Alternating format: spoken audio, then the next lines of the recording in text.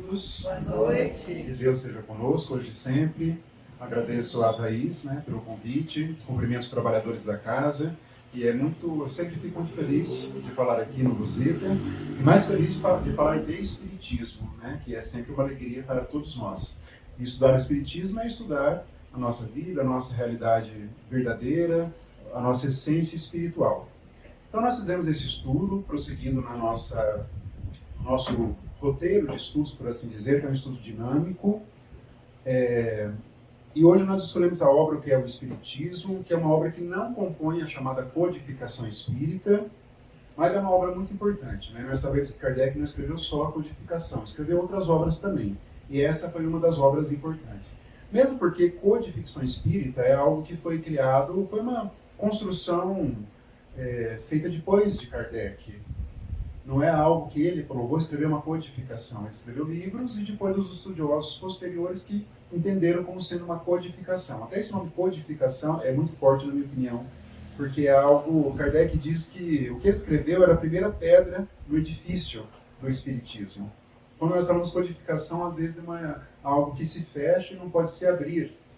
Mas não foi essa a intenção. Mas falamos codificação no sentido de que realmente é uma base muito forte, muito estruturada que Kardec nos deixou. Então, nosso estudo tem 2 encontros apenas, em razão do livro, que não é muito volumoso, porém é muito denso de conteúdo. Então, eu tentei trazer aqui os pontos mais importantes, vamos entender a lógica da obra, mas por enquanto, nessa questão que eu sempre coloco, porque é um estudo dinâmico. Então, nós já falamos que as obras do codificador, todas as obras, exigem um estudo contínuo, um estudo aprofundado, e todos nós teremos que fazer em algum momento das nossas vidas. Quem não fez, vai ter que fazer, quem já fez, vai refazendo. O próprio Kardec disse na introdução do Livro dos Espíritos que o Espiritismo requer um estudo longo, continuado, porque ele toca em todos os setores da nossa existência. Então é muito importante que todos nós tenhamos isso. Mas o estudo dinâmico, ele vai o quê? Trazer um resumo, algumas notícias, algumas informações, e também um roteiro de estudo da própria obra. Então isso é muito importante. Nos dá uma noção mais abrangente. Quando nós formos estudar, nós já teremos esse roteiro nas nossas cabeças da obra. Então por isso que é mais para despertar a curiosidade do que propriamente um estudo aprofundado, porque isso depende de um olhar nosso, às obras do codificador, que são obras muito profundas, todas elas. E quem foi, afinal de contas, Allan Kardec?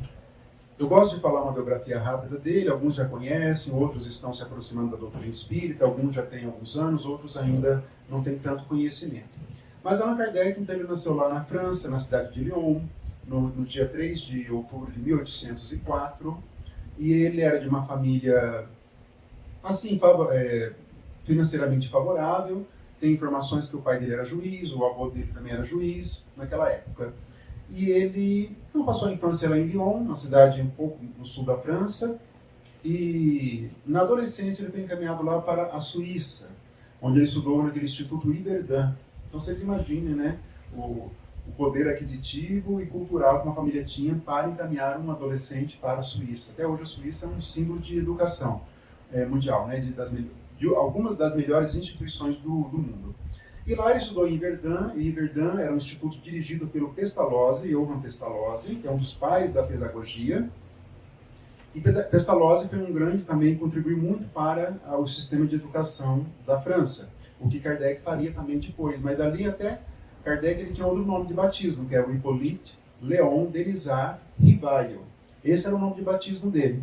Então Kardec ele fez o equivalente ao ensino médio nosso, vamos dizer assim, alguns estudos. Não é bem um estudo, uma graduação, porque não tinha esse conceito, pelo menos, ali onde ele se formou. Mas ele estudou todas as disciplinas em caráter que nós chamaríamos hoje de filosofia, sociologia, pedagogia, mas dessas disciplinas não estavam, naquela época, ainda consolidadas. Muitas nasceriam depois, século XIX, mas depois, lá para o começo do século XX. E ele era como se fosse um pedagogo, muitos falam isso, embora não tinha formação em pedagogia, porque não existia pedagogia naquela época. Mas tem muita lógica no sentido de que ele foi escolhido pela espiritualidade, escolhido no sentido de que ele teve as credenciais espirituais para poder renascer aqui e codificar a doutrina no sentido de que ele era um pedagogo do espírito. Kardec foi um pedagogo do espírito. Mas ele finalizou os estudos lá em Verdun, na Suíça, e foi para Paris, logo na sequência. Paris era o centro cultural do planeta, naquela época, o que hoje mais ou menos é Nova York, onde os artistas, onde tudo acontece, a vida acontece. Hoje é Nova York, naquela época era Paris. E Paris, ela chamava a atenção dos grandes literatos, dos pintores, de toda a classe dos artistas. Paris até hoje tem isso com ela. E Kardec foi para lá também. E lá ele começou então a dar aulas para o equivalente ao ensino médio. Ele teve várias funções. Os seus biógrafos não são unânimes em falar o que aconteceu exatamente. Cada um tem algumas notícias. Até trouxe algumas obras para quem gosta desse aprofundamento da parte de biografia. Essa aqui é muito importante. Allan Kardec, o educador e o codificador, que é do Zeus van Tuyl e do Francisco Thiessen, que são dois nomes importantes lá da FEB, da Federação. É um trabalho de pesquisa, então é uma obra também bem densa, é uma obra que não exige alguma dedicação, é uma obra de pesquisa pura. Essa aqui do Marcel Souto Maior, que ele escreveu o livro do Chico também, lembram dele, né? Kardec, a biografia. Esse aqui é mais simples, muito interessante também. É que o Marcel não é espírita, embora ele fez a biografia do Chico, mas ele não é, então é um outro olhar.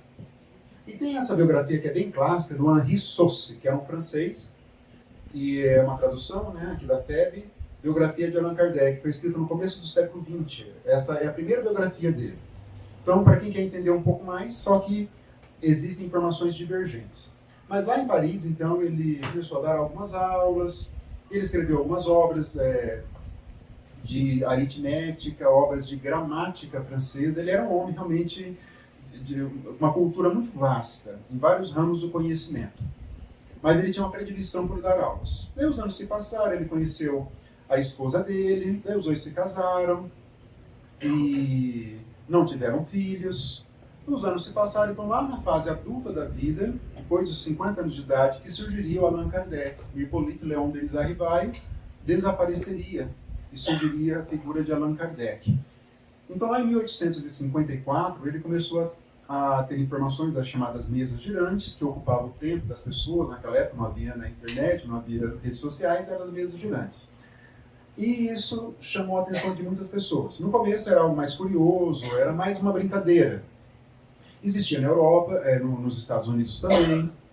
Isso existia, então, mesas girantes, como o nome fala, aquelas mesas giravam, elas flutuavam no ar, faziam barulhos estranhos. Então as pessoas achavam divertimento naquilo.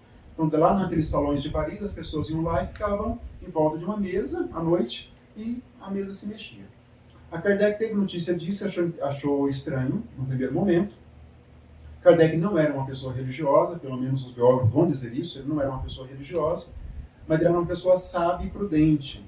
Não é aquela pessoa que fala assim, isso é um absurdo, isso é uma besteira. Não. Ele achou estranho, mas ele começou a ver que poderia ter um fundo de verdade, porque pessoas respeitáveis estavam dizendo que tinham participado. E ele dava muita credibilidade na palavra da pessoa, Allan Kardec. E ele foi convidado, daí ele começou a participar dessas reuniões, dessas mesas girantes, daí ele viu que havia algo sério. Primeiro ele achou que estava diante do magnetismo, que ele também era estudioso de magnetismo. Vamos abrir um parêntese aqui. Magnetismo, que é pelo Mesmer, lembra aquele alemão Mesmer, no século anterior, século XIX, 1700 alguma coisa, ele descobriu que esse fluido que nós tínhamos, todos nós tínhamos, e que poderia até ter vocação curativa para esses fluidos, mas no campo da ciência, não era um campo religioso.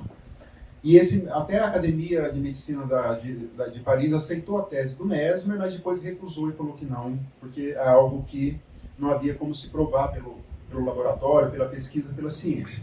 Mas Kardec também tinha curiosidade pelo magnetismo. E ele achou no primeiro momento que essas mesas girantes tinham a ver com magnetismo. Igual a eletricidade, né, um tipo de fluido. Isso, fluido que nós emitimos. Né? Hoje nós fazemos isso por meio do passe.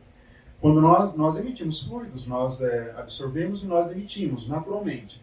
Mas quando nós direcionamos, nós espíritos chamamos de passe. Cada um, né, tem outras religiões aí que falam outros nomes. Nós chamamos de passe. Então Kardec também tinha um interesse por isso. Mas aí ele viu que nesse fenômeno de mesas girantes não era só a matéria. Ele viu que havia o quê? Uma força inteligente. E esse é o momento crucial e importante da doutrina espírita, porque havia ali seres inteligentes que estavam se comunicando. Não era um fato só magnético, ou um fato só da natureza, ou só da eletricidade, havia inteligências. E essa primeira constatação fez com que Kardec começasse a estudar as mesas girantes como agora um estudioso, como um pesquisador. Aí ele descobriu que havia espíritos, aí começavam-se os processos de comunicação. Primeiro, né, lembram as batidas, né? Letra A, uma. Letra B, letra C. Era assim, até formar uma frase ia, né, a noite toda. Aí esses processos foram evoluindo. Aí descobriu-se a mediunidade, que essas mesas, na verdade, elas emitiam barulhos, ruídos, elas flutuavam porque havia fluidos emitidos pelos médiums, chamados médiums de efeitos físicos, e os espíritos utilizavam desse fluido, envolviam a mesa com esse fluido e os espíritos levantavam. Era esse o mecanismo, sucintamente falando, grosso modo. Aí Kardec foi criando a palavra médium, é de Allan Kardec, a palavra mediunidade é de Allan Kardec. E ele começou a fazer perguntas, aí evoluiu-se para a mediunidade de efeitos inteligentes, e saiu dos efeitos físicos, e efeitos inteligentes seria a psicografia, a psicofonia. As mesas girantes ficavam, então, algo ultrapassado. Kardec foi evoluindo o seu raciocínio. Aí ele começou o quê? A trocar ideias mesmo com a espiritualidade, por meio da psicografia principalmente. Aí ele começou a fazer algumas perguntas: quem são vocês? O que vocês querem? Aí ele viu que tinha um propósito nessas respostas. E ele viu que tinha um propósito mais sério do que se imaginava. E isso foi tomando um corpo. Isso foi, assim, se engrandecendo de tal maneira que ele viu que estava diante de uma revelação divina. E ele resolveu, então, publicar o Livro dos Espíritos, no dia 18 de abril de 1857, para levar ao conhecimento de todos os interessados das perguntas e respostas, como ele viria a dizer mais tarde, de assuntos que eram relevantes para toda a sociedade, toda a humanidade. Então, assim começa o Espiritismo. Essa é uma noção bem geral desse movimento que é o Espiritismo. O Espiritismo depois, né, vai gerar o quê? Uma conexão muito grande com o próprio cristianismo. Depois ele vai ser apresentado como cristianismo redivivo numa nova roupagem. Ele vai se engrandecendo à medida que os anos vão passando. Mas, sucintamente, foi esse Allan Kardec. E o que é o Espiritismo? Eu falei essa pergunta nos outros estudos que nós fizemos. Né? Agora é o título da própria obra. Afinal de contas, né, o que é o Espiritismo? Vou deixar para Allan Kardec responder na sequência, porque ele vai dar o seu conceito de Espiritismo. Então, Kardec ele vai lançar o Livro dos Espíritos no ano de 1857. Os estudos vão evoluindo, Kardec não para por ali. Ele lança o Livro dos Espíritos com um pouco mais de 500 questões, e cada ano ele vai aumentando, até chegar na última edição com 1019 questões. Dobrou. E se ele continuasse encarnado, com certeza ele publicaria, na minha opinião, outras atualizações da obra, porque o caráter do Espiritismo é progressivo. E é claro que ele tinha autoridade para isso, né? Aí ele publica em 1861 o Livro dos Médiuns, que é uma obra extraordinária, é um manual para nós compreendermos a faculdade que todos nós temos, que é a mediunidade. Toda a humanidade sempre se viu envolvida com a mediunidade, desde quando o homem é homem, desde sempre. Sócrates ele conversava com o espírito, um daimon, que ele falava, desde antes de Cristo. Várias comunicações, todas as religiões, mesmo as antigas, se formaram a partir de uma certa mediunidade. Olha o Egito, por exemplo, eles tinham um vínculo com o mundo da morte, eles chamavam o mundo da morte, eles tinham um vínculo sempre com, né, a espiritualidade.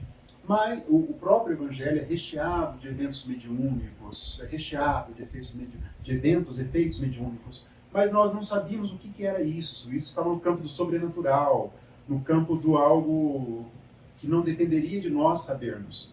Mas Kardec ele simplesmente rompe com essa noção de miraculoso, essa noção de sobrenatural, e coloca a mediunidade nos eixos da racionalidade. Então ele provoca uma verdadeira revolução na maneira de como nós vamos compreender essa faculdade que todos nós temos. E ela é uma faculdade perigosa, Kardec vai dizer. que nós temos que saber, então, utilizá-la, saber nos comunicar com o plano espiritual, porque a mediunidade está no campo da comunicação. E por isso que ele decidiu fazer um livro para nos advertir, a todos. Quem se dispuser a se comunicar com os espíritos deve ter cautela, senão vai ter problemas, como a obsessão, por exemplo. Mas ele achou que isso deveria ficar em forma de um livro, e por isso publicou o Livro dos Médiuns, que é um livro realmente extraordinário. E ele continuou seus estudos e ele publica o Evangelho segundo o Espiritismo no ano de 1864. E é nessa obra que o Espiritismo é apresentado como uma revelação divina. É nessa obra que os 10 mandamentos são apresentados como a primeira grande revelação de Deus. O Evangelho de Jesus, a segunda grande revelação. E o Espiritismo, a terceira grande revelação de Deus à humanidade. E o Espiritismo é apresentado como o próprio cristianismo, e não só isso, Kardec vai dizer que ele e o Espiritismo é obra de Jesus, está lá no Evangelho segundo o Espiritismo. Então Jesus é trazido realmente agora para dentro, e não só como sendo o seu próprio autor, mas é trazido como sendo o núcleo do Espiritismo, o Evangelho, né? O núcleo do Espiritismo, agora revigorado, ressignificado, reinterpretado.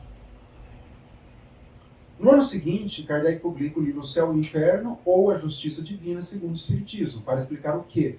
As consequências dos nossos atos. E que nós somos senhores do nosso destino, que nós construímos a nossa vida. E vamos sofrer as consequências ou recebê-las de forma benéfica, de acordo com o nosso livre-arbítrio. É nessa obra que Kardec vai o quê? Dialogar com vários espíritos, em várias, que se encontram em muitos estados espirituais. Espíritos sofredores, espíritos medianos, espíritos ignorantes, espíritos suicidas, espíritos felizes, que se encontram felizes porque tiveram um comportamento exemplar, um comportamento moralizado, um comportamento evangelizado. Então Kardec vai dialogar e vai no quê? Nos mostrar, então, as diversas faces dos espíritos que se encontram lá no plano espiritual. Em 1868, Kardec publica a sua última obra, que é A Gênese, os Milagres e as Predições segundo o Espiritismo, em 1868. Como o próprio título, né, a Gênese sobre a origem do planeta, a origem do universo, na tese espírita, os milagres de Jesus, à luz da doutrina espírita, que vão ser explicados a partir da teoria dos fluidos, e as predições daquilo que Jesus, aqueles vaticínios, né, ele disse o que poderia acontecer no nosso futuro. Isso são as predições segundo o Espiritismo.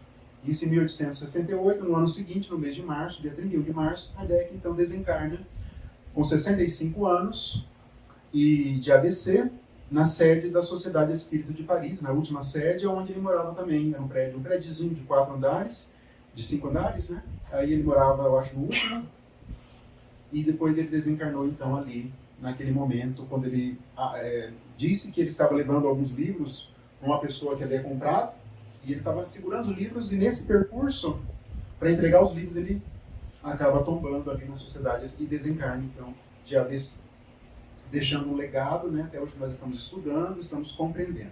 É isso então que se convencionou a chamar de codificação espírita. Mas, como nós dissemos, Kardec publicou ao longo de todo esse período muito produtivo outras obras também. Então nós trouxemos o que é o Espiritismo, que é de 1859, essa obra aqui. Ele sempre se via nessa necessidade de interpretar os princípios, ele via... Não, eu disse isso lá no Livro dos Espíritos, mas eu acho que eu vou escrever uma obra para explicitar mais, porque tem pessoas que precisam, ele tinha essa mentalidade.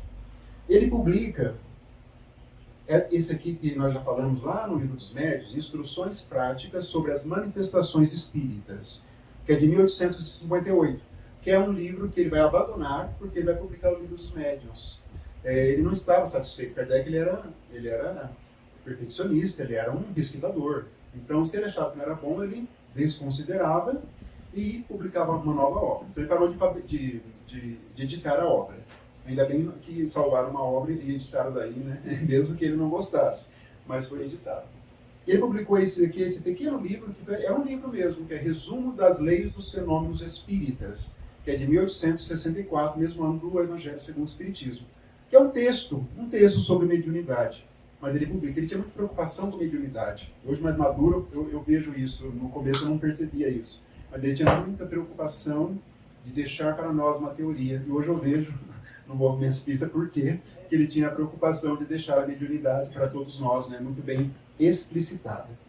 E não só isso, Kardec fez as suas viagens, não de férias, né, mas de trabalho, lá pela França e pela Bélgica, e ele difundiu, né, Kardec, ele imagina, né, sozinho, ele codificou sozinho, a doutrina espírita sozinho, aqui encarnado. Depois ele começou o movimento espírita. De que maneira? Ele saiu para divulgar os princípios. Isso é movimento espírita, é a divulgação. E ele começou a viajar. Foi para Bordeaux, foi lá para Lyon, onde ele nasceu, foi para Bruxelas e foi para outra cidade difundir a doutrina espírita, a partir de 1862. Ela era incansável. E ele publica, então, Viagem Espírita em 1862 e outras viagens de Kardec, né, nessa pequena obra aqui, sobre que é bem interessante também. E essa outra obra aqui chamou Espiritismo na sua expressão mais simples, e outros opúsculos de Kardec, também, sobre também alguns conceitos de Espiritismo e outros textos também. Assim como depois vai ser publicada Obras Póstumas, que não é dele, né, deixou os textos esparsos. Aí a editora reuniu os textos e publicou Obras Póstumas. A última obra que ele estava escrevendo, mas foi inacabada, era uma obra sobre espiritismo e magnetismo. E não sei se foi publicada, eu só li nas biografias, ele deixou um manuscrito, mas não terminou, não concluiu e desencarnou então, antes de finalizar essa obra. Então são várias obras do codificador, que é o pensamento, né? Kardec foi o autor da doutrina espírita, pelo menos aqui no plano encarnado. Prosseguindo aqui, qual vai ser a estrutura do nosso estudo, né? Nós vamos acompanhar então a obra, o que é o Espiritismo. Então ela vai ter o preâmbulo, que nós vamos ver hoje, o capítulo 1, e primeiro diálogo, né? Vamos ver aqui os diálogos. Kardec, a primeira parte, o que ele faz? Ele vai conversar com um crítico, com um cético e com um padre. Dá tempo de vocês pararem agora, senão quem continuar vai ter que ficar até o final, até o padre. E ele vai dialogar com essas pessoas, é claro que é ele mesmo, né? E ele vai desses personagens. E ele vai responder as críticas, responder as perguntas desses personagens. É isso que ele faz na primeira parte da obra. Vamos tentar ver hoje, então, o crítico e o cético e deixar o padre para o próximo encontro. E também no próximo encontro vamos ver noções elementares de espiritismo e o capítulo 3, solução de alguns problemas pela doutrina espírita, pluralidade dos mundos. Então esse aqui também é o índice da obra. Então essa obra, na verdade, ela é um resumo da doutrina espírita. E eu intercalei essa obra no nosso estudo, eu comentei com a Thaís ano passado, eu acho que eu comentei, para nós revisarmos o que nós tínhamos visto, para nos prepararmos para o livro Gênese, que é a última obra, e nós temos que rever esses conceitos. E o Espiritismo temos que rever sempre, né? Porque nós precisamos disso, né? São assuntos muito, muito profundos. Então, o primeiro encontro hoje é o preâmbulo, capítulo 1, com exceção do diálogo do padre. E nós trouxemos aqui, como de costume, um pensamento, né? Um ensinamento que vai nos convidar a algumas reflexões. Eu fui lá no prefácio do livro Os Mensageiros. Nós sabemos que o Espírito Emmanuel escreve todos os prefácios da obra do André Luiz. E eu gosto demais desses prefácios, porque eles são tem muita espiritualidade. Poderia ser publicado um livro só sobre os prefácios do Espírito Emmanuel. Mas em dado momento ele fala assim: o espiritismo cristão não oferece ao homem tão somente o campo de pesquisa e consulta, no qual raros estudiosos conseguem caminhar dignamente. Mas muito mais que isso, muito mais além da consulta, além desse campo de pesquisa, o que o Espiritismo revela para nós? Revela a oficina de renovação, onde cada consciência de aprendiz, que somos nós, deve procurar sua justa integração com a vida mais alta, pelo esforço interior, pela disciplina de si mesmo e pelo autoaperfeiçoamento. Sobreviveu, dona Angélica, essa fala do Emmanuel? É isso, né? O Espiritismo é isso, é uma oficina de renovação. Todo o conhecimento teórico de Emmanuel, que o Emmanuel nos diz aqui, do que vem do Espiritismo, vem para isso, né? Esforço interior, disciplina de nós, das nossas inferioridades, dos nossos medos, das nossas angústias. Vamos disciplinar isso e vamos nos auto-aperfeiçoar. Essa é a finalidade da doutrina espírita, que resume, então, um pouco da doutrina espírita para nós. Então, a folha de rosto da obra, que eu também copiei então aqui, Allan Kardec, o que é o Espiritismo, eu coloco um ponto de interrogação, porque na edição francesa tem um ponto de interrogação. Mas nas edições em português não tem. O tradutor não colocou. O meu não tem, por exemplo. Mas na edição francesa tem. Noções elementares do mundo invisível pelas manifestações dos espíritos, com o resumo dos princípios da doutrina espírita e respostas às principais objeções que podem ser apresentadas. Kardec sempre teve a preocupação de responder aos críticos de uma maneira muito civilizada, muito nobre, né? Kardec era muito nobre, no sentido de elegância. Ele respondia a todos os críticos, todos, sem exceção.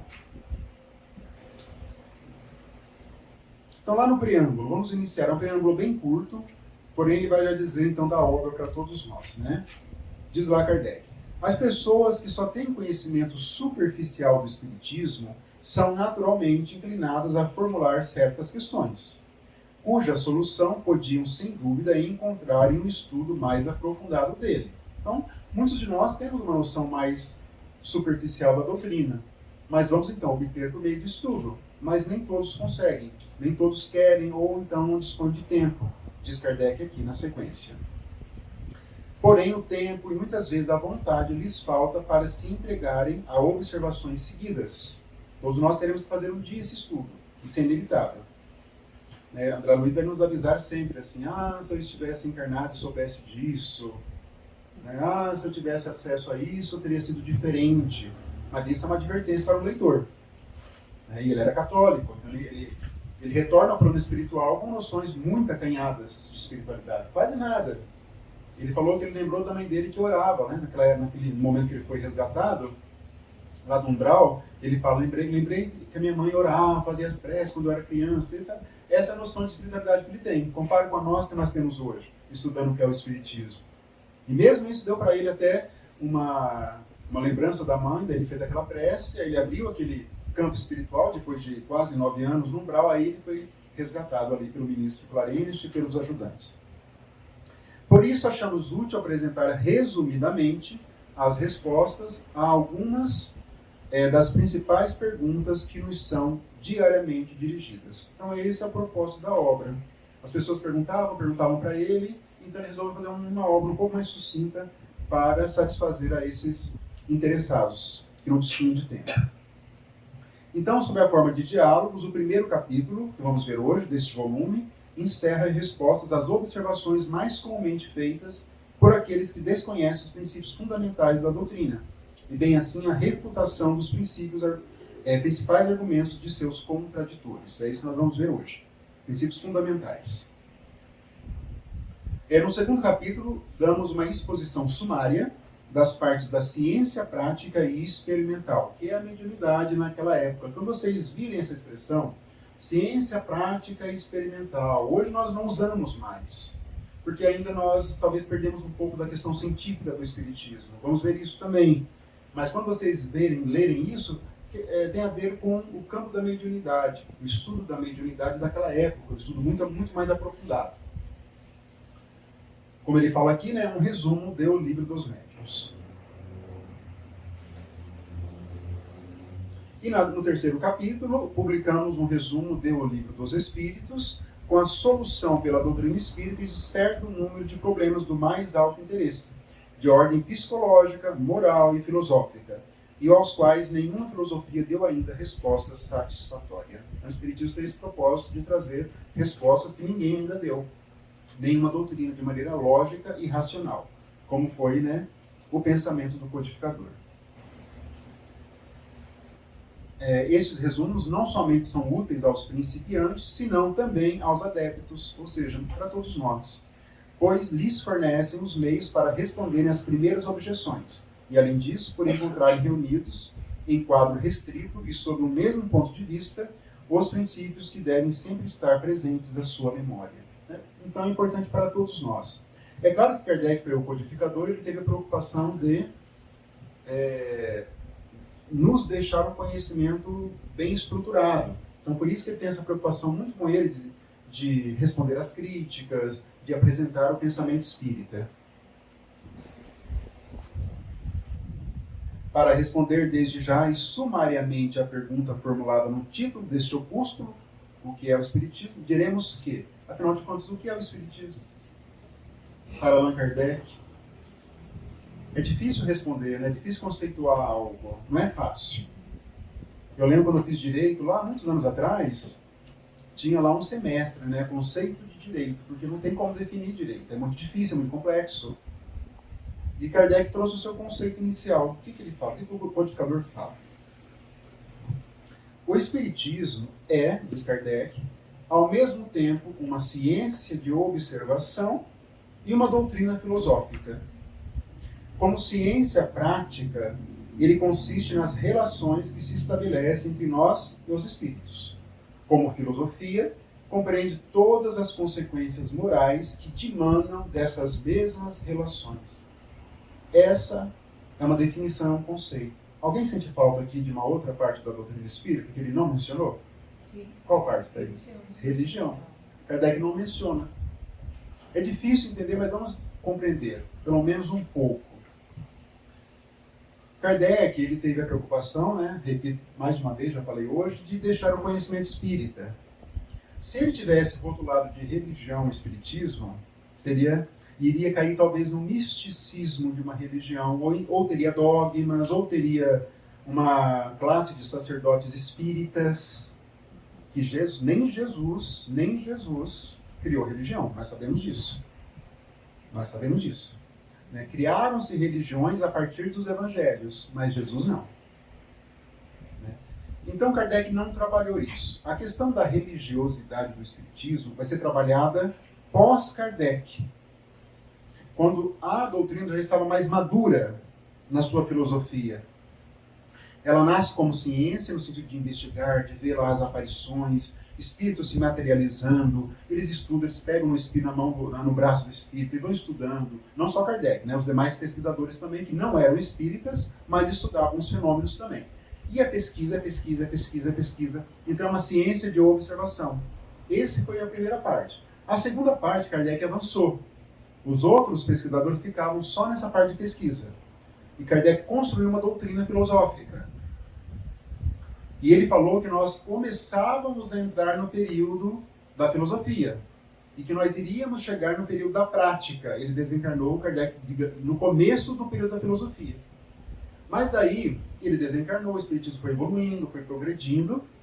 E aí sim veio uma concepção de religião, principalmente pelos espíritos. E um deles que trabalhou com mais substância, que foi o espírito Emmanuel. Emmanuel vai dizer que o espiritismo é um triângulo, né? As três pontas do triângulo. As duas pontas, filosofia e ciência, que se voltam para a terra. E a ponta de cima, que é a religião, que se volta para o céu. Isso é o espiritismo. Mas a religião, quando nós falamos que o espiritismo é uma religião, não é uma religião como as outras. E foi por esse motivo também pelo qual Kardec não quis rotular o espiritismo de religião. Porque a religião do espiritismo é uma religião mais pura, uma fé raciocinada. O espiritismo é o único movimento religioso que trata a fé raciocinada. Ou seja, nós pensamos, nós formulamos raciocínios. E ao mesmo tempo essa fé nos liga o quê? A Deus, né? Religare, aquela origem da palavra religião, religar a Deus. Então o espiritismo é sim uma religião, mas uma religião cósmica, como vão dizer os espíritos, que nos conecta com Deus, independente de qualquer roupa, de qualquer tipo de iniciação, de qualquer tipo de batismo, de qualquer tipo de bênção, de casamento. Né? As pessoas ficam horrorizadas quando descobrem que nós não temos casamentos. Para nós, casamento é uma união entre duas pessoas, como dizem os espíritos no livro dos espíritos. Então, o que é o casamento? O casamento representa, né, uma evolução, Kardec pergunta, né, representa algo de bom, mais ou menos isso, é uma evolução na sociedade, a união entre duas pessoas. É só. Não tem cerimônia, não tem casamento, não tem vestido de noiva. Né? Então isso é meio chocante, porque não tem. Não tem. A união civil, né? E que acontece, né, perante um juiz de paz ou perante um juiz de direito, depois a pessoa, né, aí tem alguém chamar uma pessoa para dar, fazer, ler algum texto, falar algumas palavras. Ele foi chamado várias vezes, né, mesmo quando não celebra o casamento, mas só como espírita, né, mas a pessoa fica, o espírita fica frustrado, né, e eu entendo essa frustração, porque nós não temos, na verdade, nenhum tipo de ritual, nós não temos nenhum tipo de liturgia, nós não temos uma classe sacerdotal. O Espiritismo é de livre interpretação. Qualquer ser humano pode ler as obras de Kardec e, se assim entender, praticar os ensinamentos, independente de frequentar uma casa espírita. Olha que é diferente. Né? É diferente. Não é assim o normal de outras religiões. Tem que passar pelo batismo, tem que conversar com o pastor, tem que fazer o catecismo da Igreja Católica. É bem diferente. Nós não temos nenhum tipo de ritual. Ah, mas o passe é ritual? Não, o passe é uma transmissão de fluidos e toma quem quer, não é obrigatória. Não traz progresso, tem que falar baixinho. Não traz progresso espiritual. Mas traz o teu conforto, traz um auxílio magnético, magnetismo, mas não traz evolução. A evolução é dada pelo nosso comportamento, pelo nosso agir. Mas o Espiritismo, então, é tudo isso. Então, tudo isso que nós dissemos não cabe no conceito de religião. Então, é uma doutrina filosófica, por assim dizer, com consequências religiosas, com religiosidade.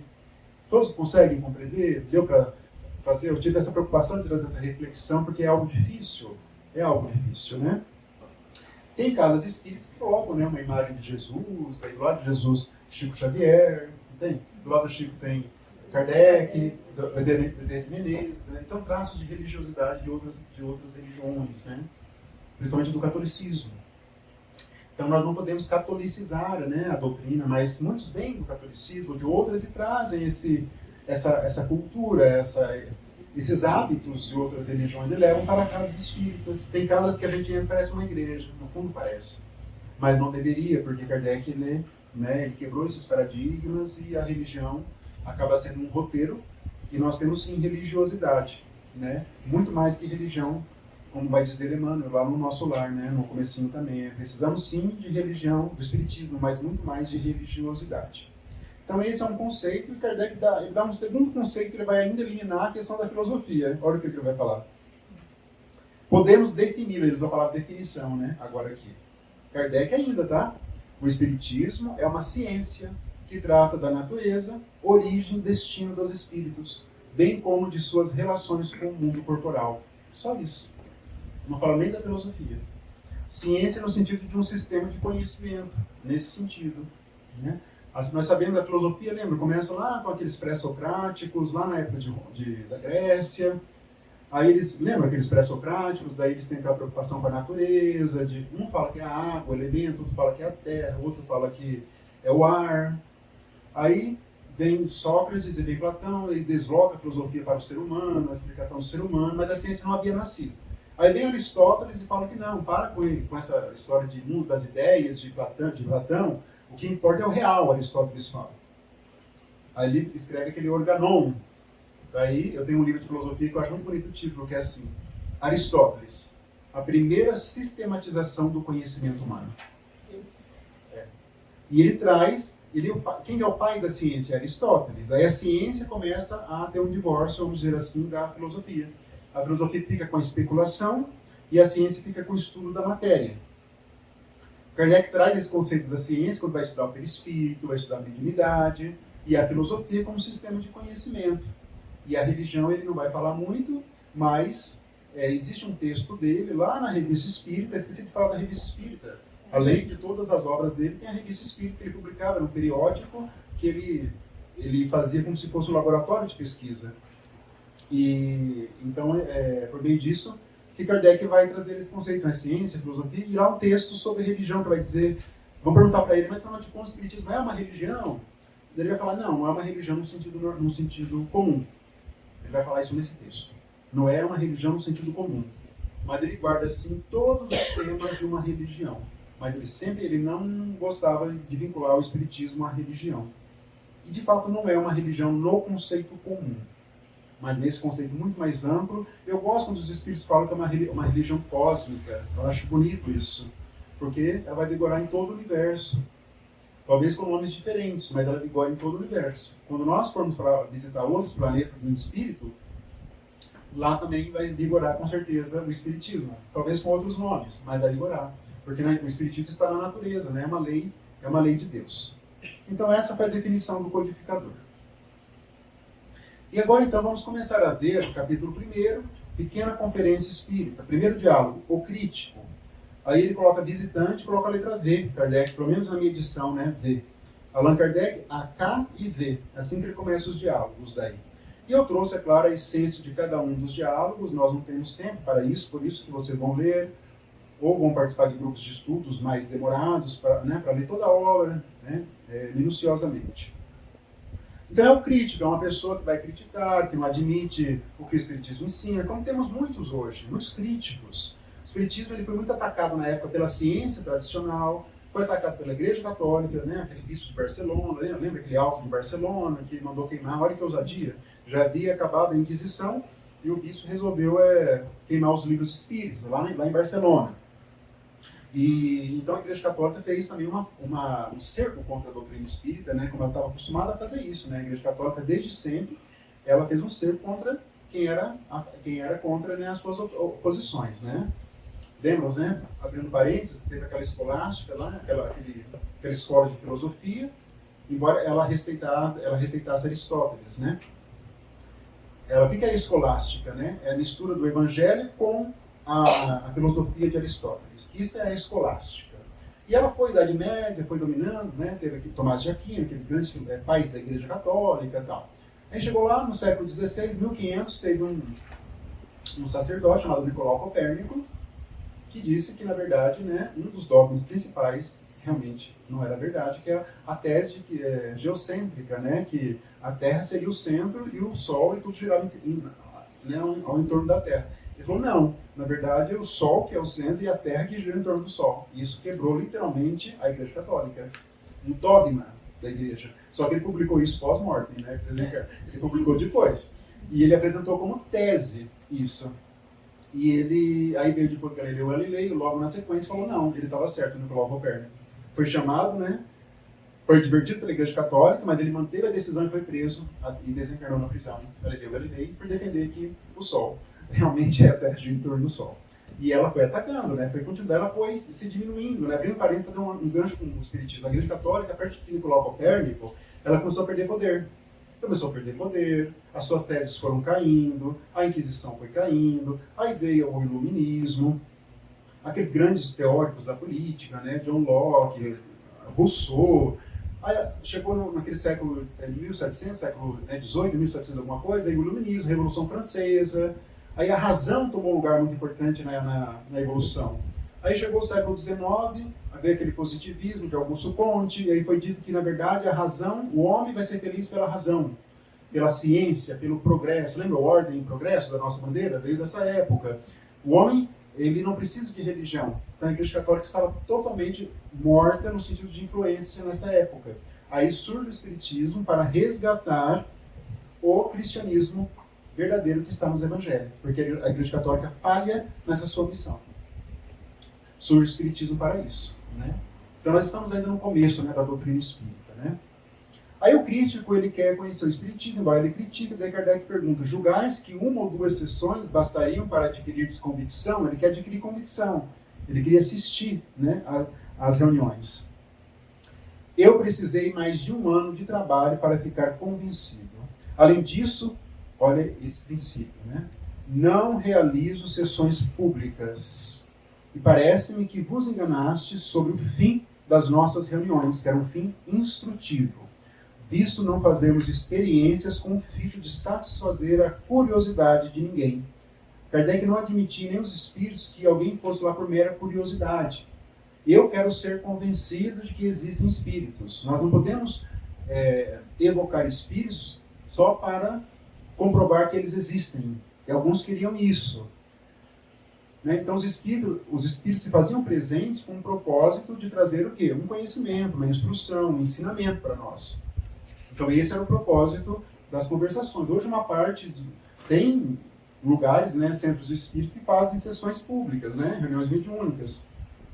Desde Kardec isso não era aconselhado, hoje continua não sendo aconselhado. Mas tem lugares, para vocês conhecerem, né, que existem lugares que fazem sessões públicas. Mas por quê?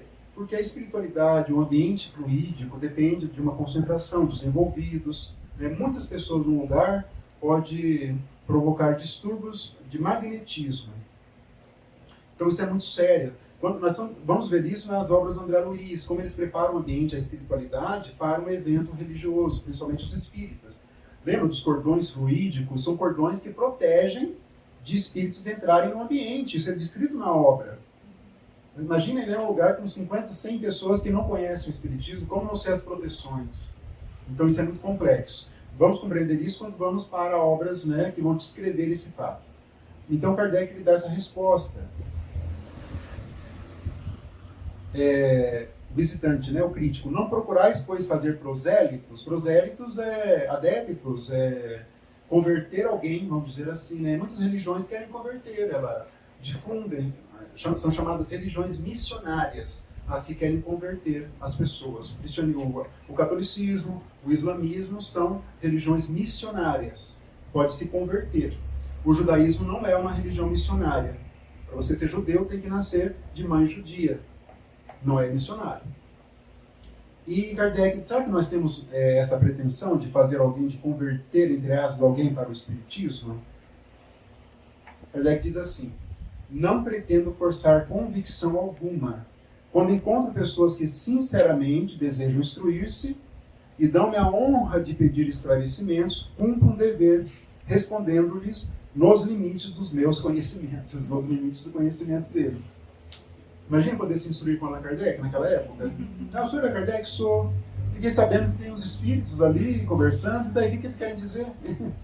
Imagina como que vai ser, né? Mas ele se colocava como sendo realmente uma pessoa prudente, nos limites. Mas isso aqui é fundamental, né? Sinceramente, né?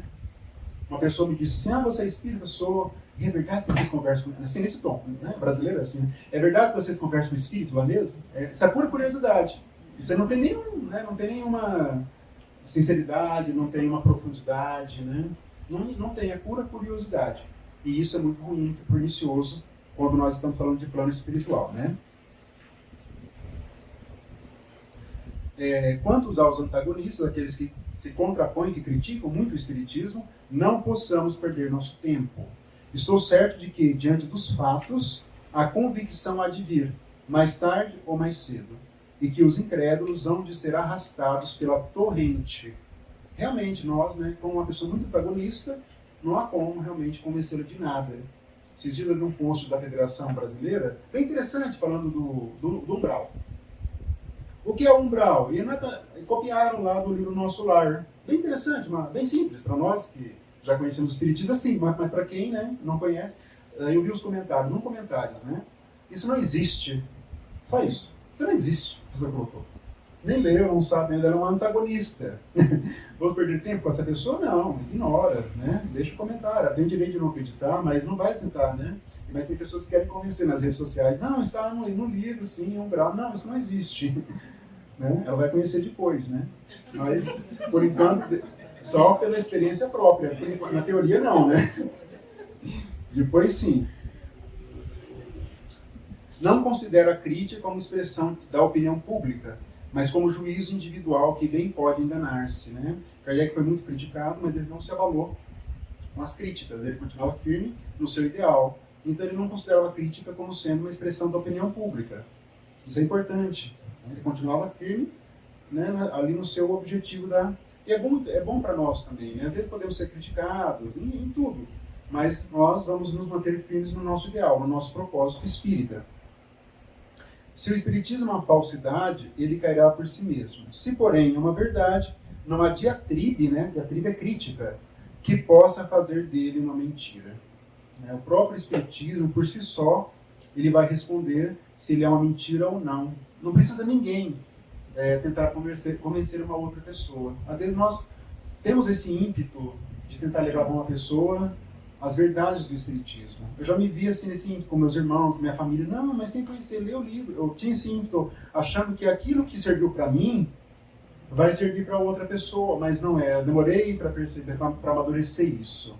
Cada pessoa tem o seu tempo, tem a sua necessidade. Não é porque conhecimento, não é porque serviu para mim que vai servir para outra pessoa naquele momento. Isso é sabedoria, na verdade, né? Então, Kardec é muito preciso nisso, né? Ele defendia, né, o Espiritismo com muita força. Que juízo formarias de um homem que, sem conhecimento de literatura, sem ter estudado a pintura, se erigisse em censor de uma obra literária ou de um quadro? Ele fala das pessoas que criticam sem conhecer o Espiritismo. Né? Como que eu vou criticar uma obra de Machado de Assis se eu não li Dom Casmurro? Como é que eu vou criticar? Não há como. Mas o Espiritismo é muito criticado. Mesmo porque existe, né, um grande problema na nossa sociedade sobre o que é o Espiritismo, porque outras religiões se apropriaram da palavra Espiritismo, outras práticas religiosas se apropriaram e acabou confundindo muitas pessoas com o que é realmente o Espiritismo. Então isso é um problema, né? E que nós espíritas, realmente comprometidos com Kardec, temos que sempre nos posicionar de maneira, claro, assertiva, de maneira equilibrada sobre o que realmente é o Espiritismo, e não outras práticas, né, que realmente não dizem respeito à doutrina. Tal o caso da maioria dos que têm falado contra o Espiritismo. Apenas sobre o nome formaram uma opinião, fazendo qual juiz que proferisse uma sentença sem antes examinar as peças do processo. Né? Como que o juiz vai dar uma sentença sem ler o processo? Então não há como ajuizar do Espiritismo sem ler o Espiritismo. E muitos espíritos, mesmo mais antigos, leem pouco o Espiritismo. No máximo um livro dos Espíritos, talvez um livro Nosso Lar, e acham que já sabem o Espiritismo. Claro que ali são caminhos. No livro dos Espíritos é a base nossa, nós sempre vamos recorrer à base. Só que o Espiritismo é um caminhar, é um processo, nós vamos caminhando, vamos lendo, nós vamos amadurecendo. Né? Tem vários caminhos que nós deveremos percorrer para conhecer verdadeiramente o Espiritismo. Se Kardec tinha ainda, né, ele falava que ele não tinha todo o conhecimento, né? O Espiritismo não é mais responsável pelos atos daqueles que abusam desse nome e o exploram. Naquela época já tinha abusadores do Espiritismo. Do que é a ciência médica pelos atos dos charlatães que impingem suas drogas, ou a religião pelos dos sacerdotes que iludem seus ministérios. Então houve lá um problema de que a pergunta, mas tem pessoas aí que estão fazendo ali médios interesseiros, médios que não têm mediunidade, estão forjando fenômenos. Isso aí vai prejudicar a imagem do Espiritismo. Existe, Kardec falou, sem dúvida. Mas não quer dizer, então, que isso possa prejudicar a sua autoridade. Assim como a medicina não vai ser prejudicada pelas drogas, ou as religiões por seus sacerdotes que iludem. É esse raciocínio que Kardec faz. E sempre vão existir médios interesseiros, vão existir pessoas de má fé, sempre vão existir isso aí. Né? Só vocês lerem pessoas famosas nas redes sociais, né, que, enfim, que estavam forjando determinados assuntos, tem muito, entendeu? O Espiritismo ele vai caminhando, mas ao mesmo tempo vai mantendo seus detratores, como Kardec vai chamar dessas pessoas. Aqueles que atribuem ao Espiritismo o que é contrário à sua mesma ciência, fazem-o por ignorância ou má intenção. No primeiro caso, a leviandade, e no segundo, má fé. E muitas pessoas fazem isso em relação ao Espiritismo. O período de curiosidade teve seu tempo. Qual que é o período de curiosidade? É aquele primeiro momento das mesas girantes, um pouquinho antes até, quando ninguém sabia o que eram os espíritos. Isso é curiosidade.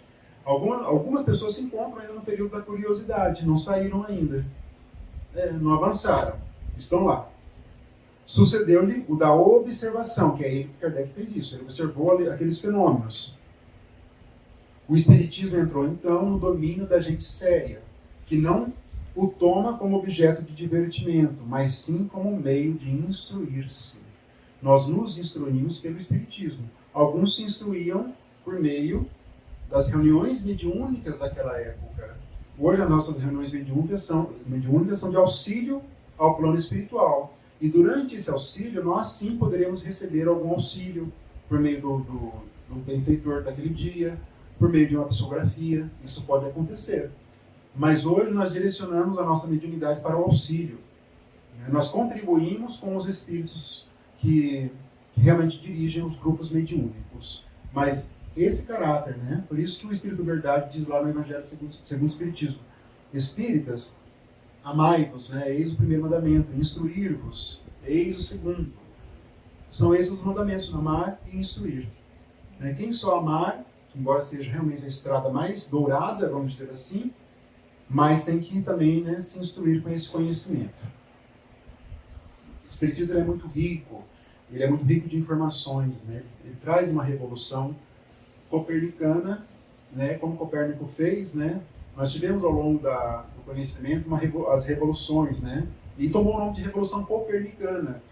Quando eu li um livro assim, né? Quando Immanuel Kant ele escreveu aquele livro Crítica da Razão Pura, ele fez uma revolução da filosofia, porque ele estabeleceu limites para a filosofia. Ele falou, por exemplo, Deus não é um assunto da filosofia, ele falou. E até então, muitos filósofos envolviam com Deus, existe ou não existe, existe ou não existe. Ele falou, não tem como saber pela filosofia, ele falava. Então, ele proporcionou uma revolução. Aí depois veio o Freud, lá em 1900, ele lança, né, Sigmund Freud, aquele livro lá, A Teoria dos Sonhos, em 1900. E ele provocou uma revolução copernicana, o livro, por demonstrar que existe um inconsciente que nos domina, que nos constrange e sobre o qual nós não temos poder direto. Esse é o inconsciente. E foi ele que trouxe, ele revolucionou a maneira de como nós nos enxergamos. Ele trouxe uma revolução para a psicologia, para o conhecimento humano. E Kardec, agora por minha conta, isso não estava no livro, trouxe uma revolução copernicana, porque ele colocou de ponta cabeça o cristianismo. É isso que Kardec fez. De ponta cabeça. Ele foi limpando o cristianismo. Vamos tirar, tira isso aqui, tira isso aqui, tira isso aqui. Isso sim é importante. Isso que é o Espiritismo. Podemos falar assim no estudo, eu falo abertamente. Numa palestra não posso falar tão, porque tem muitas pessoas que são mais simpatizantes. Porque às vezes, às vezes a fala que nós emitimos pode soar como arrogante, mas não é. Todos os espíritos vão dizer da grandeza do Espiritismo. Vamos entender mais adiante, ainda hoje, o pensamento de Kardec a respeito disso. Eu não li aqui, né? Instruí-vos primeiramente pela teoria, lede e meditai as obras que tratam dessas ciências, ciência espírita. Nelas aprendereis os princípios e encontrareis a descrição de todos os fenômenos mediúnicos. Então, quando se vos apresentar isso, ele está conversando com um crítico. Quando se vos apresentar a ocasião de observar o operar pessoalmente, compreendereis qualquer que seja a ordem em que os fatos se mostram, porque nada tereis de estranho. Primeiro vai se instruir. Ninguém hoje vai chegar numa casa espírita e vai falar assim, eu tenho mediunidade. Então vamos lá amanhã trabalhar num grupo mediúnico para receber espírito. Não podemos. Vai estudar minimamente o EST, né? Vai organizar o seu mundo emocional, vai conhecer o que é plano espiritual, o que é comunicação, vai se autoconhecer. O médium tem que se autoconhecer. E se ele está vendo espírito aí a todo momento, porque ele está desequilibrado, não é a faculdade mediúnica dele. Conhecer a sua própria mediunidade. A sua própria, isso se faz pela teoria. Antigamente não, né? Nós estamos no começo do movimento espírita, mas chegava uma pessoa numa casa e levava-se lá para... Né? Tinha até hoje, tem uma forte noção no movimento espírita que espiritismo é mesa mediúnica. Até hoje. Se você não trabalha, né? Hoje nós falamos reunião, antigamente era sessão espírita, hoje não usamos mais essa sessão espírita, usamos reunião mediúnica. Alguns livros antigos têm a menção lá, sessão espírita. Alguns filmes, né? Sessão espírita, mas não. Nós evoluímos, né? Mas ainda o movimento espírita é muito apegado à questão de que só se é espírita se você se comunicar com o plano espiritual. É muito forte isso no movimento espírita. Isso não é espiritismo, como Kardec disse, né? Kardec vai dizer que espiritismo é transformação moral, como diz o Emmanuel na mensagem que nós trouxemos hoje. É uma oficina de trabalho. Não vai dizer nas definições que espiritismo é você participar de uma reunião mediúnica. Em nenhum momento diz isso. Mas é muito forte no movimento espírita. Tem que participar. A pessoa está com um problema emocional, coloca ela na reunião mediúnica, como se a reunião fosse um psicólogo, fosse um psicanalista, né? E não é bem assim.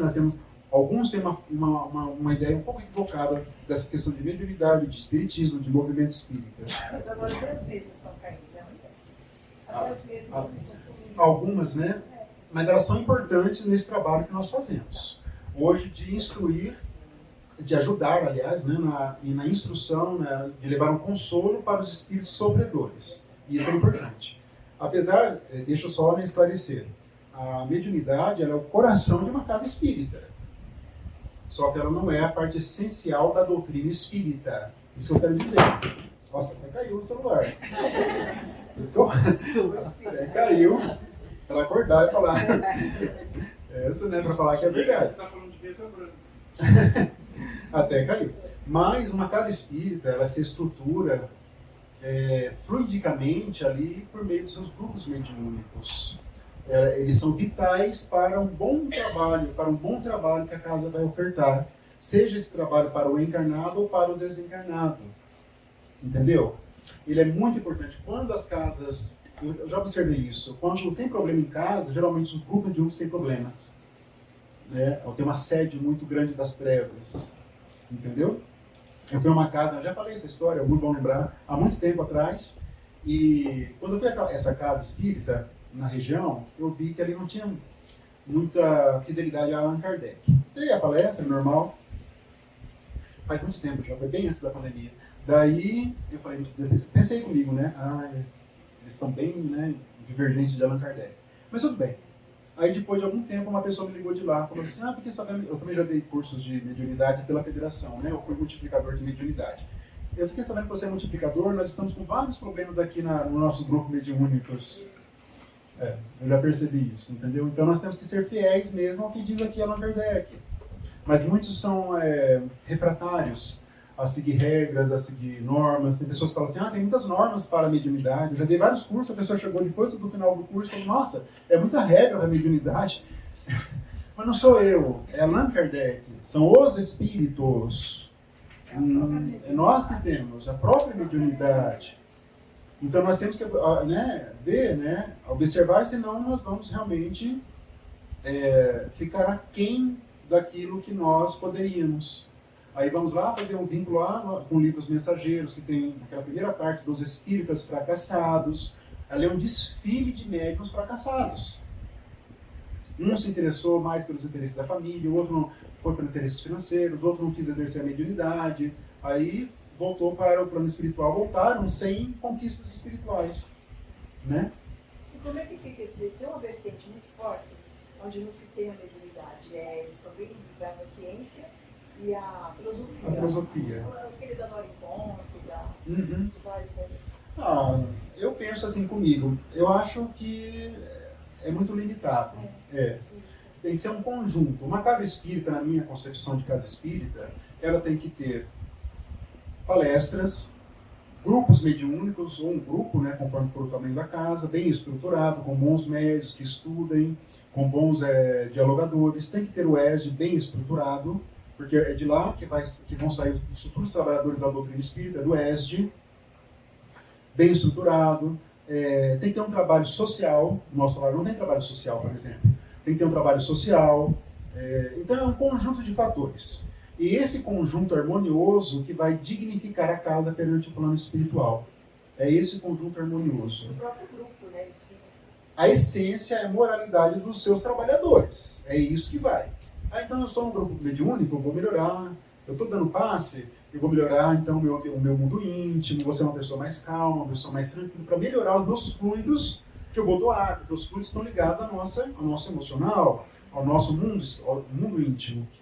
Então, todos os trabalhadores devem se preocupar em fazer em si próprios uma melhoria, que nada mais é do que o autoaperfeiçoamento, a autoevangelização. Entendeu? Esse livro, Mensageiros, ele é muito interessante porque até presidentes de casa espírita fracassaram. Imagina, como assim? Pode acontecer. Por isso que o estudo é importante, o estudo frequente, contínuo, como diz Kardec, demorado. Kardec é um exemplo. Kardec, ele estudava por conta própria, sozinho lá na sua casa, lá em Paris. Aí ele era casado, tinha suas obrigações de família, uma esposa. Ele ia nas noites determinadas para a Sociedade Espírita Parisiense de Estudos Espíritas, fazia as comunicações, saía para viajar, para difundir a doutrina, estudava, publicava livros.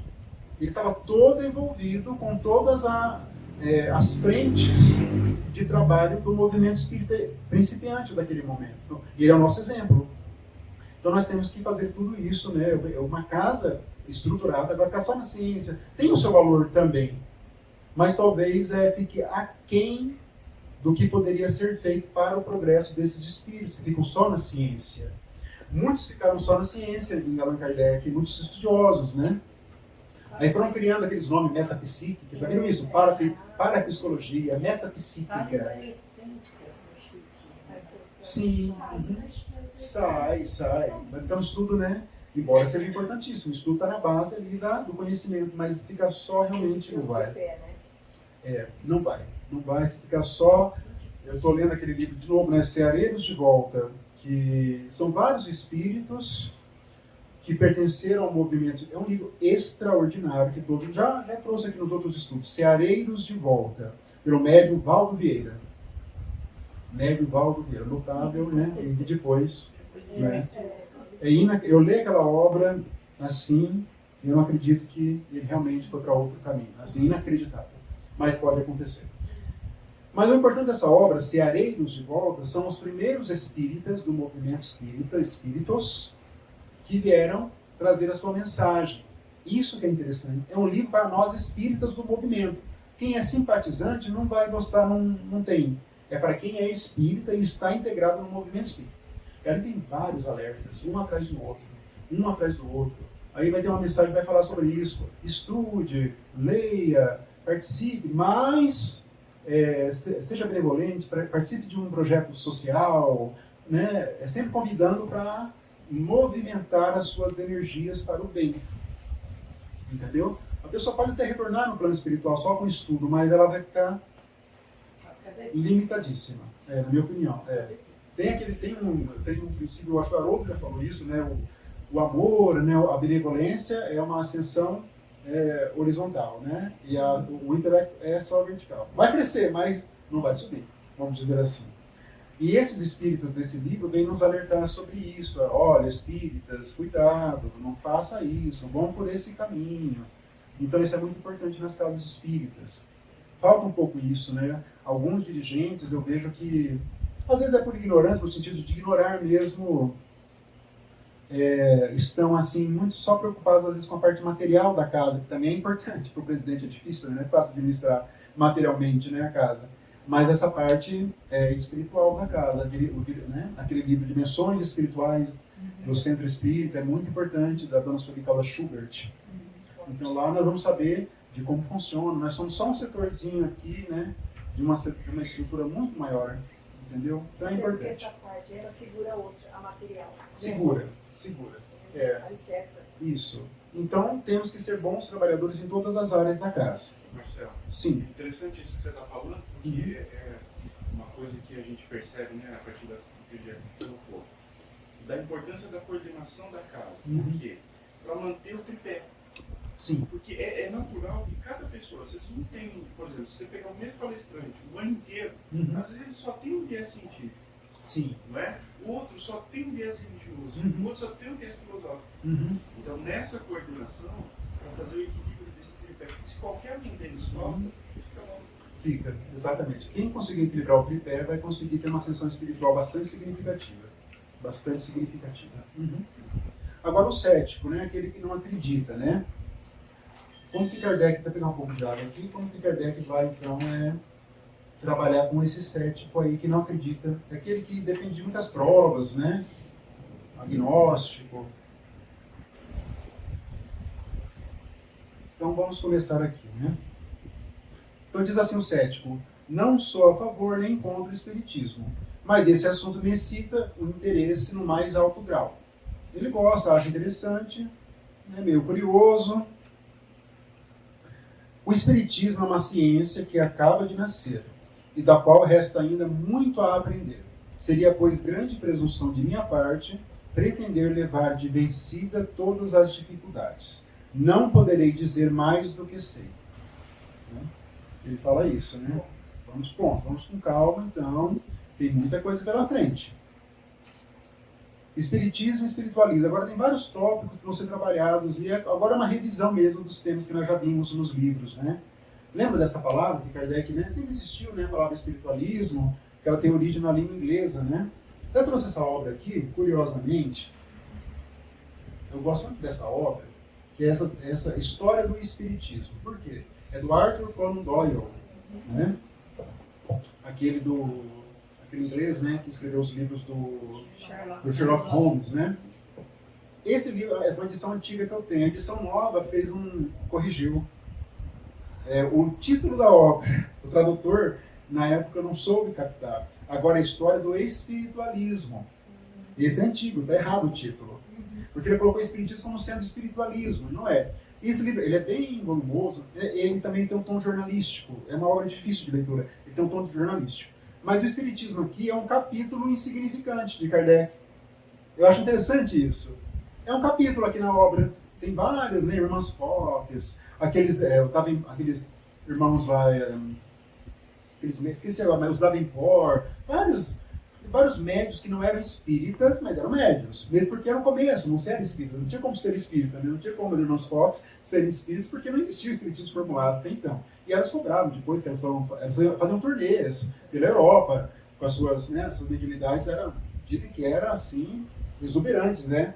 Elas escreviam, né, com o espírito com uma mão, ao mesmo tempo, né, o espírito com uma mão, o outro com a outra mão e o outro falava.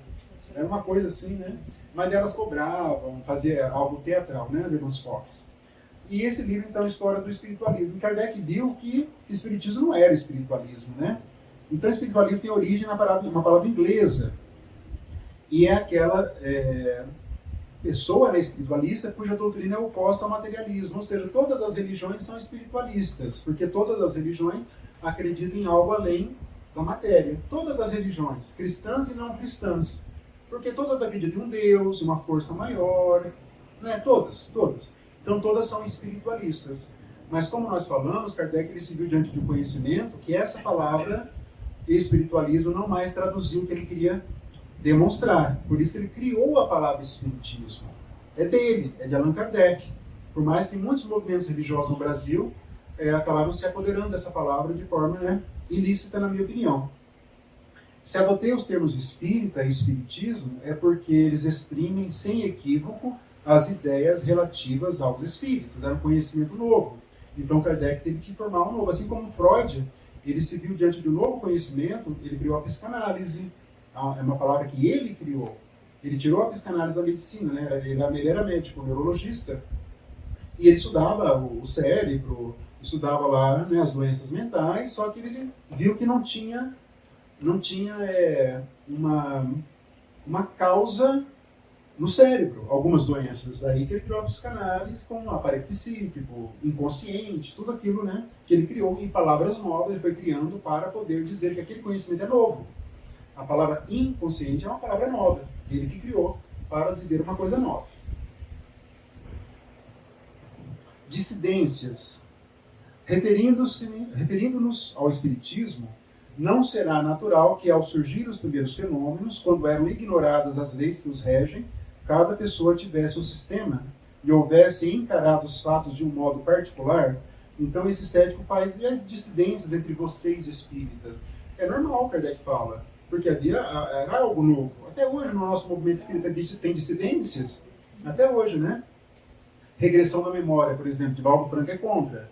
Eu também sou contra, eu concordo com o Divaldo. Já o Dr. Alberto de Almeida é a favor. E ele faz, inclusive, ele falou como médico. É uma dissidência, né? Então tem várias dissidências. Imagina aquele início do Espiritismo. E como eu falei, reforçando esse ponto, havia vários estudiosos, vocês vão ver, né? Vários lá, aquele Crookes, né? Aquele químico inglês, vários estudiosos que se debruçavam sobre a mediunidade. Mas isso não significa que eles eram espíritas.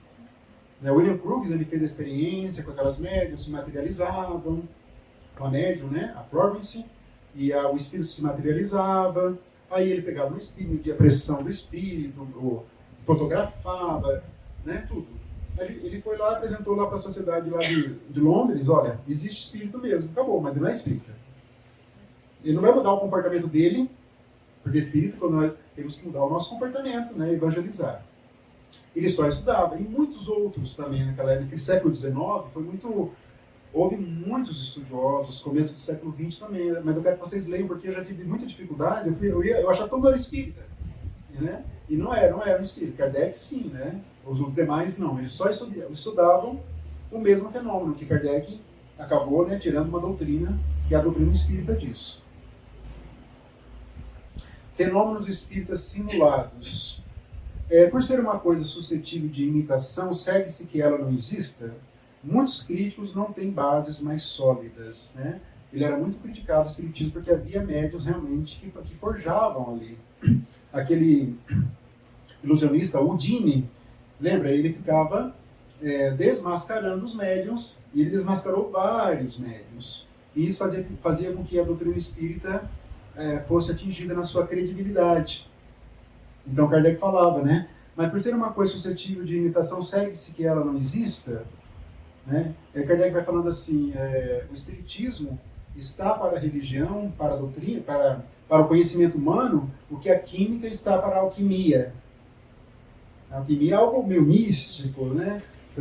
Encontrar lá algo que era ouro, lembra disso? Isso era alquimia. Vai ver a química é a descrição. O espiritismo é isso, ele falava, né? Então não podemos confundir as coisas. Impotência dos detratores. Essa universalidade das manifestações dos espíritos, que surgem em todos os pontos do globo para desmentir os detratores e confirmar os princípios da doutrina, é uma força que não podem explicar aqueles que desconhecem o mundo invisível. Todo o conhecimento espírita ele vem do alto, ele vem dos espíritos, e se materializam por meio dos médiuns. Então não há como deter essa força. Kardec fala sobre isso. Então, os detratores podem falar, podem perseguir o espiritismo, podem difundir aí mentiras, mas a força do espiritismo está no alto. Então isso é muito importante, Kardec deixou isso muito bem claro, né? Não era dele Kardec, de ninguém mais. Por isso que ele nunca se atribuiu o título de ser, né, como nós o chamamos de codificador, né? Muitos espíritos reverenciam Kardec, mas ele nunca fez isso, porque ele via como sendo algo dos espíritos. O maravilhoso e o sobrenatural. Tem um capítulo assim lá no Livro dos Médiuns. Afinal, existe maravilhoso e sobrenatural para o espiritismo? Né? Muitos filmes de Hollywood partem de terror, né, do sobrenatural, né? Tudo que se desconhece. Fantasmas, por exemplo, né? Lá no Orkut tinha uma comunidade. Orkut. Ninguém vai se lembrar, porque vocês são mais jovens, né? Ninguém vai se lembrar do Orkut. Mas tinha uma comunidade que era detratora do espiritismo. O nome dela é assim, os Amiguinhos de Fantasma. Esse nunca mais esqueci, né? Os Amiguinhos de Fantasma. Assim, para poder difundir, né, as suas inverdades contra o espiritismo. Porque falava, trabalhava com o sobrenatural. Mas o que é o maravilhoso? Para algumas religiões existe o sobrenatural, que é aquilo que não se explica, é aquilo que está fora da natureza. Mas o espiritismo coloca tudo dentro da natureza. Tudo pode ser explicado. Só que muitos, né, talvez a grande maioria de nós encarnados, gostamos um pouquinho do mistério, gostamos do, né, aquilo, né, que a filosofia lá na época de Sócrates nasceu justamente porque os filósofos não queriam mais que aqueles mitos, a mitologia explicasse a realidade. Eles não queriam mais isso. Eles queriam explicar com a razão, não por meio de Zeus, por meio de Hera, eles não queriam mais isso. Entenderam? Mas alguns ainda se vinculam à ideia de mitos, de mitologia, até hoje, né? Mas Kardec, né, tratou desse assunto. O espiritismo esclarecido, como o é hoje, procura, ao contrário, destruir as ideias supersticiosas, mostrando o que há de real ou de falso nas crenças populares, denunciando o que nelas existe de absurdo, fruto da ignorância e dos preconceitos. Kardec ele não tolerava nenhum tipo de milagre, de algo maravilhoso, sobrenatural. Pelo contrário, tudo tem que ter uma explicação. Então essas crenças populares, né? Eu lembro do Raul Teixeira falando assim, eu já vi ele falando, né, Raul Teixeira, eu já vi espíritas usando pirâmides, em corrente, pirâmides. Ele falou, mas se nem onde estão as pirâmides lá, eles têm sorte? Como que o espírito vai ter sorte com pirâmide? Ele falando, né? Nem lá no Egito, né? Dá sorte lá, né? Para quem mora lá no Egito. Mas é porque não dá, né? Ideias supersticiosas, né? Isso aí não é espiritismo, né? O espiritismo ele vai desmistificando tudo isso à luz desse conhecimento novo. E por isso que muitos acabam não digerindo um pouco as ideias espíritas. Muitas pessoas, porque elas gostam ainda do miraculoso, elas gostam de algo assim, né, que foge de uma explicação. racional, né? O próprio Raul Teixeira falou aqui, né, que o espiritismo não é para quem quer, é para quem suporta, porque ele é muito, às vezes ele vai ser tão racional que tudo aquilo que nós construímos em alguns pontos ele acaba destruindo, no bom sentido, né? É uma pura racionalidade. E a oposição da ciência aqui. Então Kardec vai dizer assim, número expressivo de adeptos entre a classe ilustrada, porque tinha um comentário de que só as pessoas ignorantes que eram espíritas. Se a pessoa estudasse um pouco mais, ela não seria espírita. Era uma maneira de atacar, né, a doutrina dele. Não, pelo contrário, havia muitos intelectuais ali envolvidos. Nunca ele falava dele mesmo, mas na verdade ele era um grande intelectual. As obras de Kardec realmente, nós já falamos muitas vezes, né, elas demonstram ali uma inteligência muito sólida. Eu lendo novamente, né, para fazer aqui os slides, eu leio parágrafo por parágrafo, e eu penso, nossa, como o raciocínio dele realmente é exuberante, não tem um erro, não existe nada, ali é impecável, né? E humildade também, né? Sempre, bom senso, né? Leon Denis falou que era o bom senso encarnado, e ele era mesmo. Porque, já falei, né, de novo, podemos ler outros autores clássicos, o próprio Leon Denis, que é um grande autor, e escrevia muito bem em termos de escrita mesmo. Outros estudiosos que vieram na sequência, Melani, Gabriel Delany, né? Muitos, mas igual Kardec, não tem como, assim, é impressionante o intelecto dele, né? Foi escolhido, né? Escolhido, ele realmente se colocou e cumpriu muito bem, né? Essa missão. Sempre tinha, né? Muitos, né? O espírito de verdade, né? Essa pleiade, né? Ou para alguns é Jesus, em momentos é Jesus, outros é uma pleiade de espíritos, mas ali havia, sim, uma direção, né? Uma direção uma direção bem superior, né? Aquela Sociedade Parisiense de Estudos Espíritas. Quem dirigia era aquele São Luís, que era o rei Luís IX, lá, né? Ele que dirigia, ele que mandou, ele fez aquela Saint-Chapelle lá em Paris, né? O rei, depois eu estava vendo, né, até uma igreja, quem foi para Paris, ou quem leu, Saint-Chapelle, que é Capela Santa, né? Em português, Capela Santa. E ela tem a coroa do Cristo, né? É claro que a Igreja Católica traz esse símbolo, nós sabemos que tudo se perdeu. Mas na Europa, cada igreja tem um prego, né?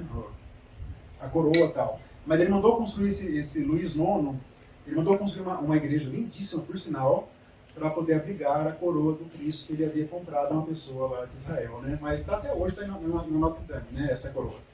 Mas enfim, e esse rei, Luís IX, ele é o dirigente espiritual da Sociedade Espírita de Paris. Esse é o espírito. Luís IX. Aí Kardec vai falar assim, mas a ciência também se engana. Não é só o espiritismo que pode se enganar. A ciência ela vai se modificando. A física, a cada 5 anos tem teorias novas, vão se superando. Muitas teorias freudianas caíram também depois de Freud. E a ciência é assim, né? As ciências, outra questão, né? Repousam sobre as propriedades da matéria. O espiritismo sobre as propriedades do espírito. Kardec vai dizer lá na introdução do livro dos Espíritos, né? O espiritismo é uma ciência, mas não é uma ciência da matéria. É uma ciência do espírito. Quando ele fala assim, é porque a ciência, a química, a física, a biologia estuda a matéria, o que pode se ver com os olhos. O espiritismo estuda os espíritos e as relações que decorrem desses estudos. É isso que o espiritismo estuda. Quando o espiritismo fala que ele é uma ciência, não é uma ciência tradicional, é uma ciência nova dos espíritos. Ele vai dizer isso. Né? Porque não há como, né, nós colocarmos espíritos dentro de um laboratório. Não temos esse nível ainda. Porque eles têm suas vontades, vamos ver isso ainda hoje, ele tem o seu livre-arbítrio. Não temos aparelhagem para testar que existe reencarnação. Como é que eu vou ver o espírito ingressando no bebê, voltando? Nós temos uma descrição lá no livro Missionários da Luz, né? Lá, a reencarnação de Segismundo, minuciosamente, até o momento que o perispírito fica menor, lembra disso? Ele vai se ligando com o corpo que está sendo gestado ali. Então temos uma descrição. Mas se um dia nós pudéssemos ver aquilo, gravar e colocar no YouTube, aí seria uma ciência, como é a ciência entendida dos homens. Mas o espiritismo é uma ciência do espírito. As informações que nós temos, elas provêm dos espíritos. Então Kardec usou um sistema de comparação para construir a doutrina espírita. Ele recebia várias mensagens, vários textos de vários médiuns, ele comparava e via quais que estavam de acordo e qual que obedecia à razão. Assim que ele formou o conhecimento espírita. Quer dizer que tudo talvez esteja certo? Quando ele escreveu o livro da Gênese, ele vai falar assim, no prefácio, vamos ver isso no nosso próximo estudo.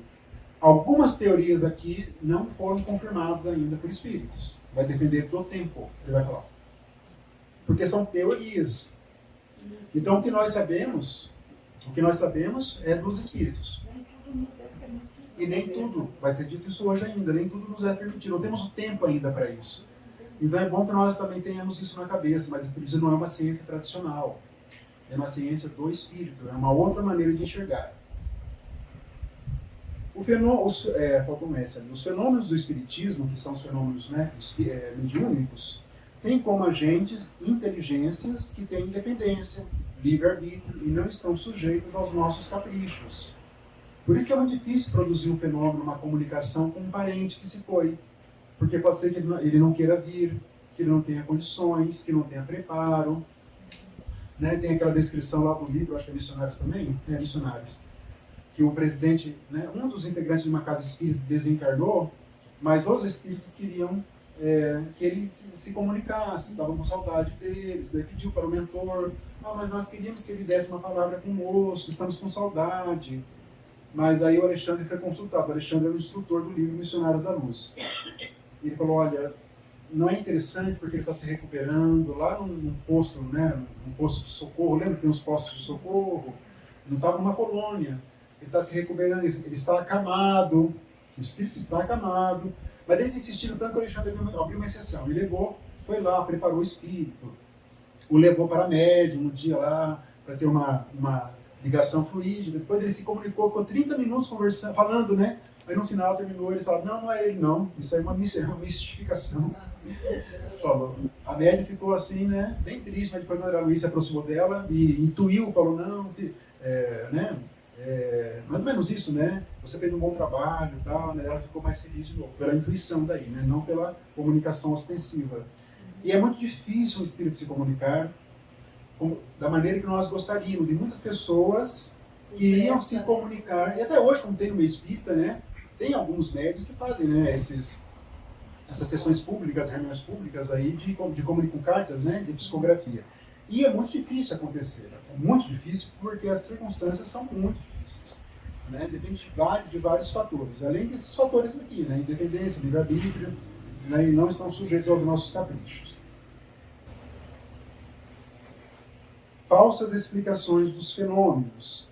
Porém, quando esses movimentos e golpes nos deram provas de inteligência, lá no começo agora, né? nas mesas girantes, quando se reconheceu que respondiam ao pensamento com inteira liberdade, foi-se levado a tirar a seguinte conclusão: se todo efeito tem uma causa, o efeito inteligente tem uma causa inteligente, que é o espírito. Né?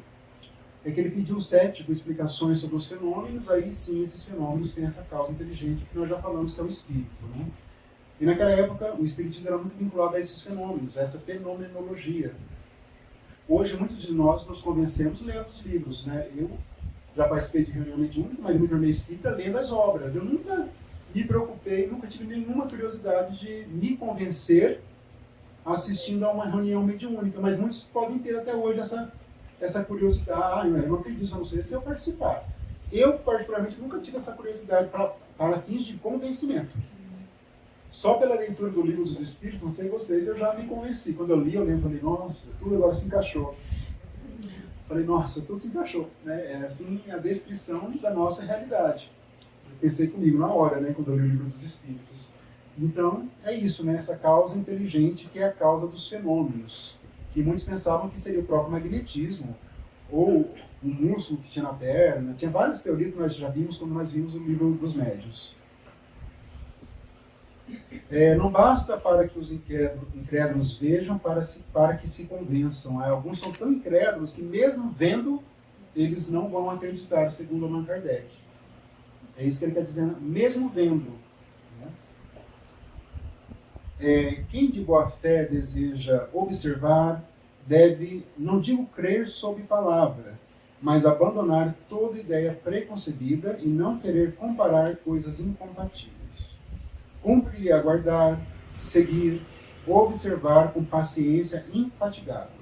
Esta condição é também favorável aos que se tornam adeptos. É um caminho que vai se percorrer para se tornar um adepto verdadeiro, para quem deseja conhecer os Espíritos por meio dos fenômenos. Né? É um caminho para quem quiser. Né? Isso que ele está dizendo, de boa fé. A pessoa realmente está lá de boa fé, ela quer aprender. E é um caminho muito longo. Né? Muitas pessoas se frustram. Né? Quando o Chico fazia esse trabalho de psicografia, ele foi muitas vezes humilhado, agredido fisicamente por pessoas que queriam que o parente ali naquele momento se comunicasse. Né? Aí ele falava no telefone, né? Toque do lado de lá. Mas não pode ir a um evento mediúnico com essa disposição de exigir do plano espiritual. E muitos vão por ignorância mesmo, por desconhecimento. Por isso que não se aconselha reuniões abertas ao público.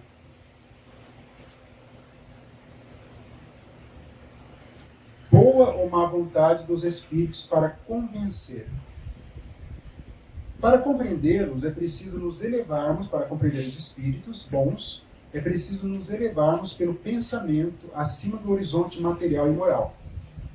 Colocarmos-nos no seu ponto de vista, pois que não são eles que devem descer ao nosso nível, mas subirmos nós até eles. É o que nos ensina o estudo e a observação. Nós que temos que nos preparar. Quem quer ser um bom médium já percebeu em si que ele tem uma faculdade mediúnica interessante. Agora ele vai trabalhar o seu mundo íntimo, ele vai se instruir, ele vai estudar, ele vai melhorar os seus pensamentos, ele não vai frequentar determinados lugares que ele frequentava, ele vai se preparando para alcançar a espiritualidade, e não para que ela desça até ele. Né? E muitos podem andar aí equivocados nessa questão de interpretação desse ponto. Né? Origem das ideias espíritas modernas. Eu coloquei um asterisco aqui porque Kardec vai nos lembrar que realmente o espiritismo, enquanto doutrina, ele nasceu no século XIX, lá com o Livro dos Espíritos. Mas as ideias espíritas sempre existiram na humanidade. É esse contraponto que ele faz.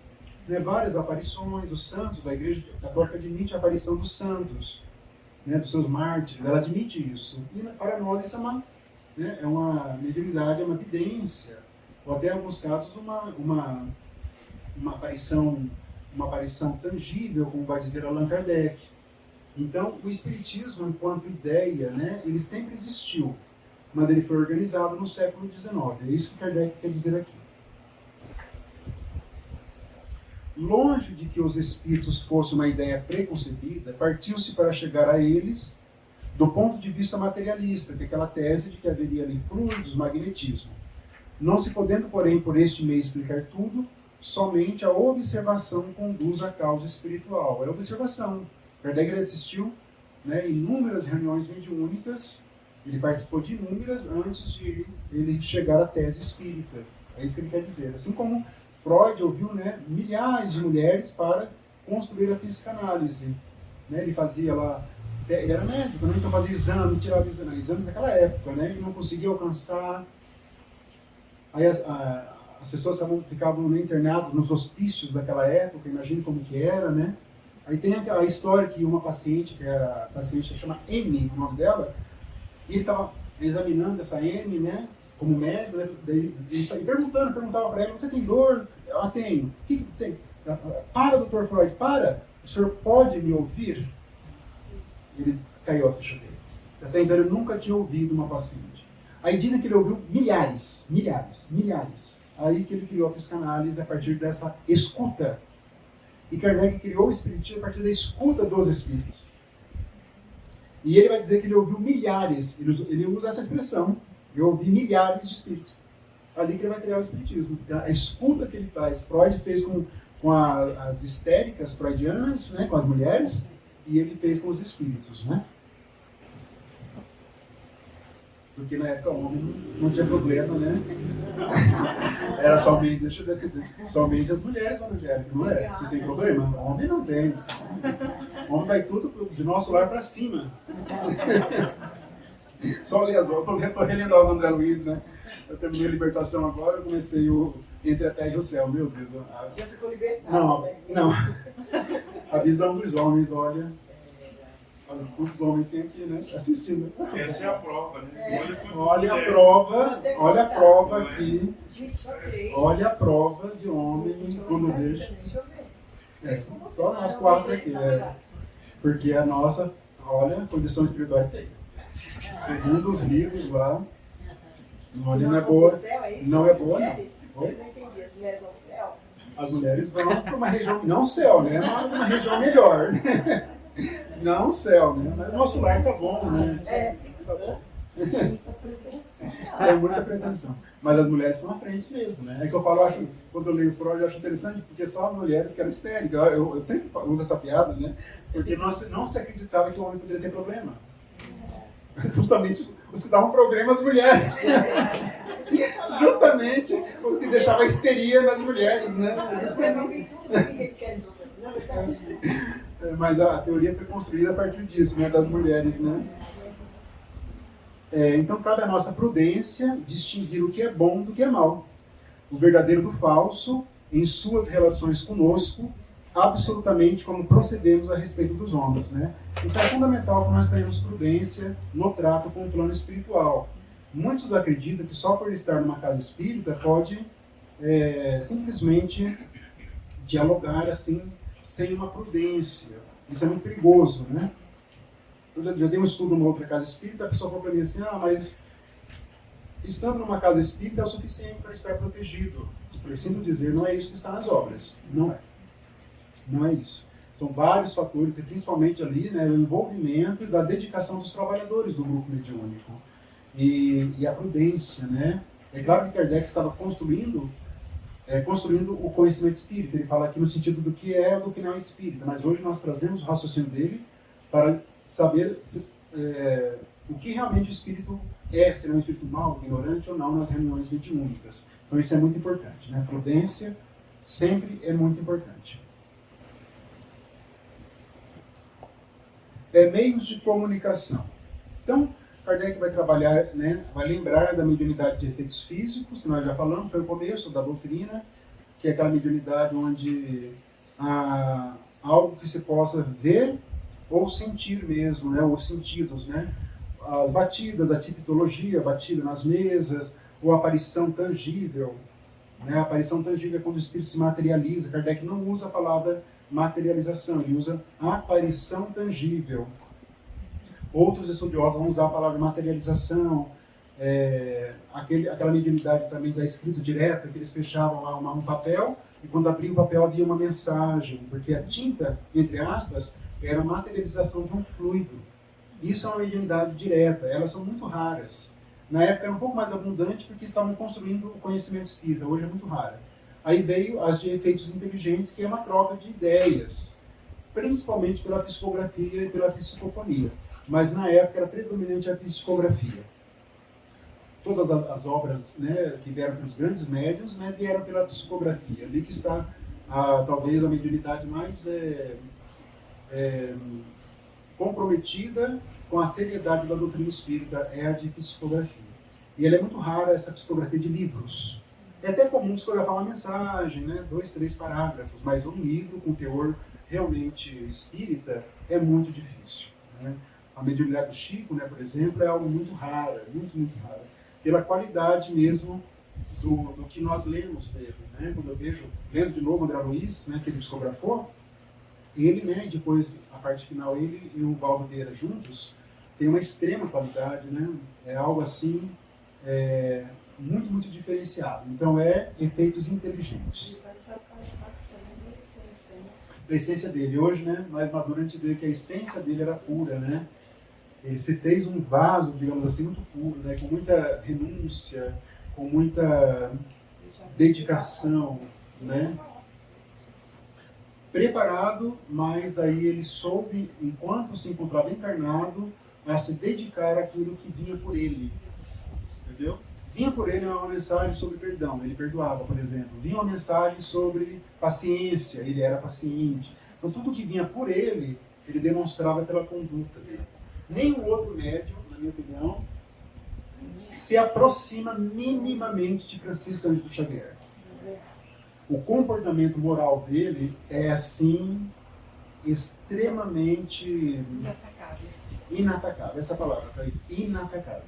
Tanto que ele concorreu com o Armando Dulce naquela pesquisa lá do SBT, e ele ganhou como assim? Um país católico, maior brasileiro, concorrendo com o Armando Dulce. Eu lembro quando eu vi, falei, não, o Armando Dulce vai ganhar. E se ganhar, merece, né? Por toda a exemplificação dela, não. Quem ganhou foi o Chico, com votação popular, ou seja, os católicos votaram no Chico Xavier. Então, o comportamento dele excedeu muito, muito, muito. Uma médica, foi há muito tempo, ela falou assim, qual que é a sua religião? Eu falei, eu sou espírita. Eu não conheço muito, mas eu sei que o Chico Xavier era. Ela falou para mim, e eu admiro muito ele, ela falou para mim. Então ele transcendeu o meio espírita, ele transcendeu assim, e pelo comportamento dele. Aí ele se tornou, consequentemente, um espírito que facilitava a mensagem que veio do alto por ele. É verdadeiro, verdadeiro. Realmente o Chico foi assim, né? Hoje eu lembro, né? A perfeição das obras, né? O que veio por ele, realmente é algo impressionante. Mas você sabe, Marcelo, que é verdadeiro? Porque eu tenho muitos amigos de outras religiões. Sim. Mas eles não sabem de Kardec. Sabe? Do Chico. E gostam, né? E gostam. Lembra quando ele morreu, que fizeram aquele nome antigo? Os católicos que fizeram aquelas pulseirinhas. Sim, com certeza. Idolatram. Com certeza. Idolatram pro bem, vai. Pro bem, sim, no bom sentido. Cada um vai expressar o seu agradecimento, o seu amor de uma maneira. As comunicações do além-túmulo são cercadas de mais dificuldades do que se pensa. Até hoje elas são.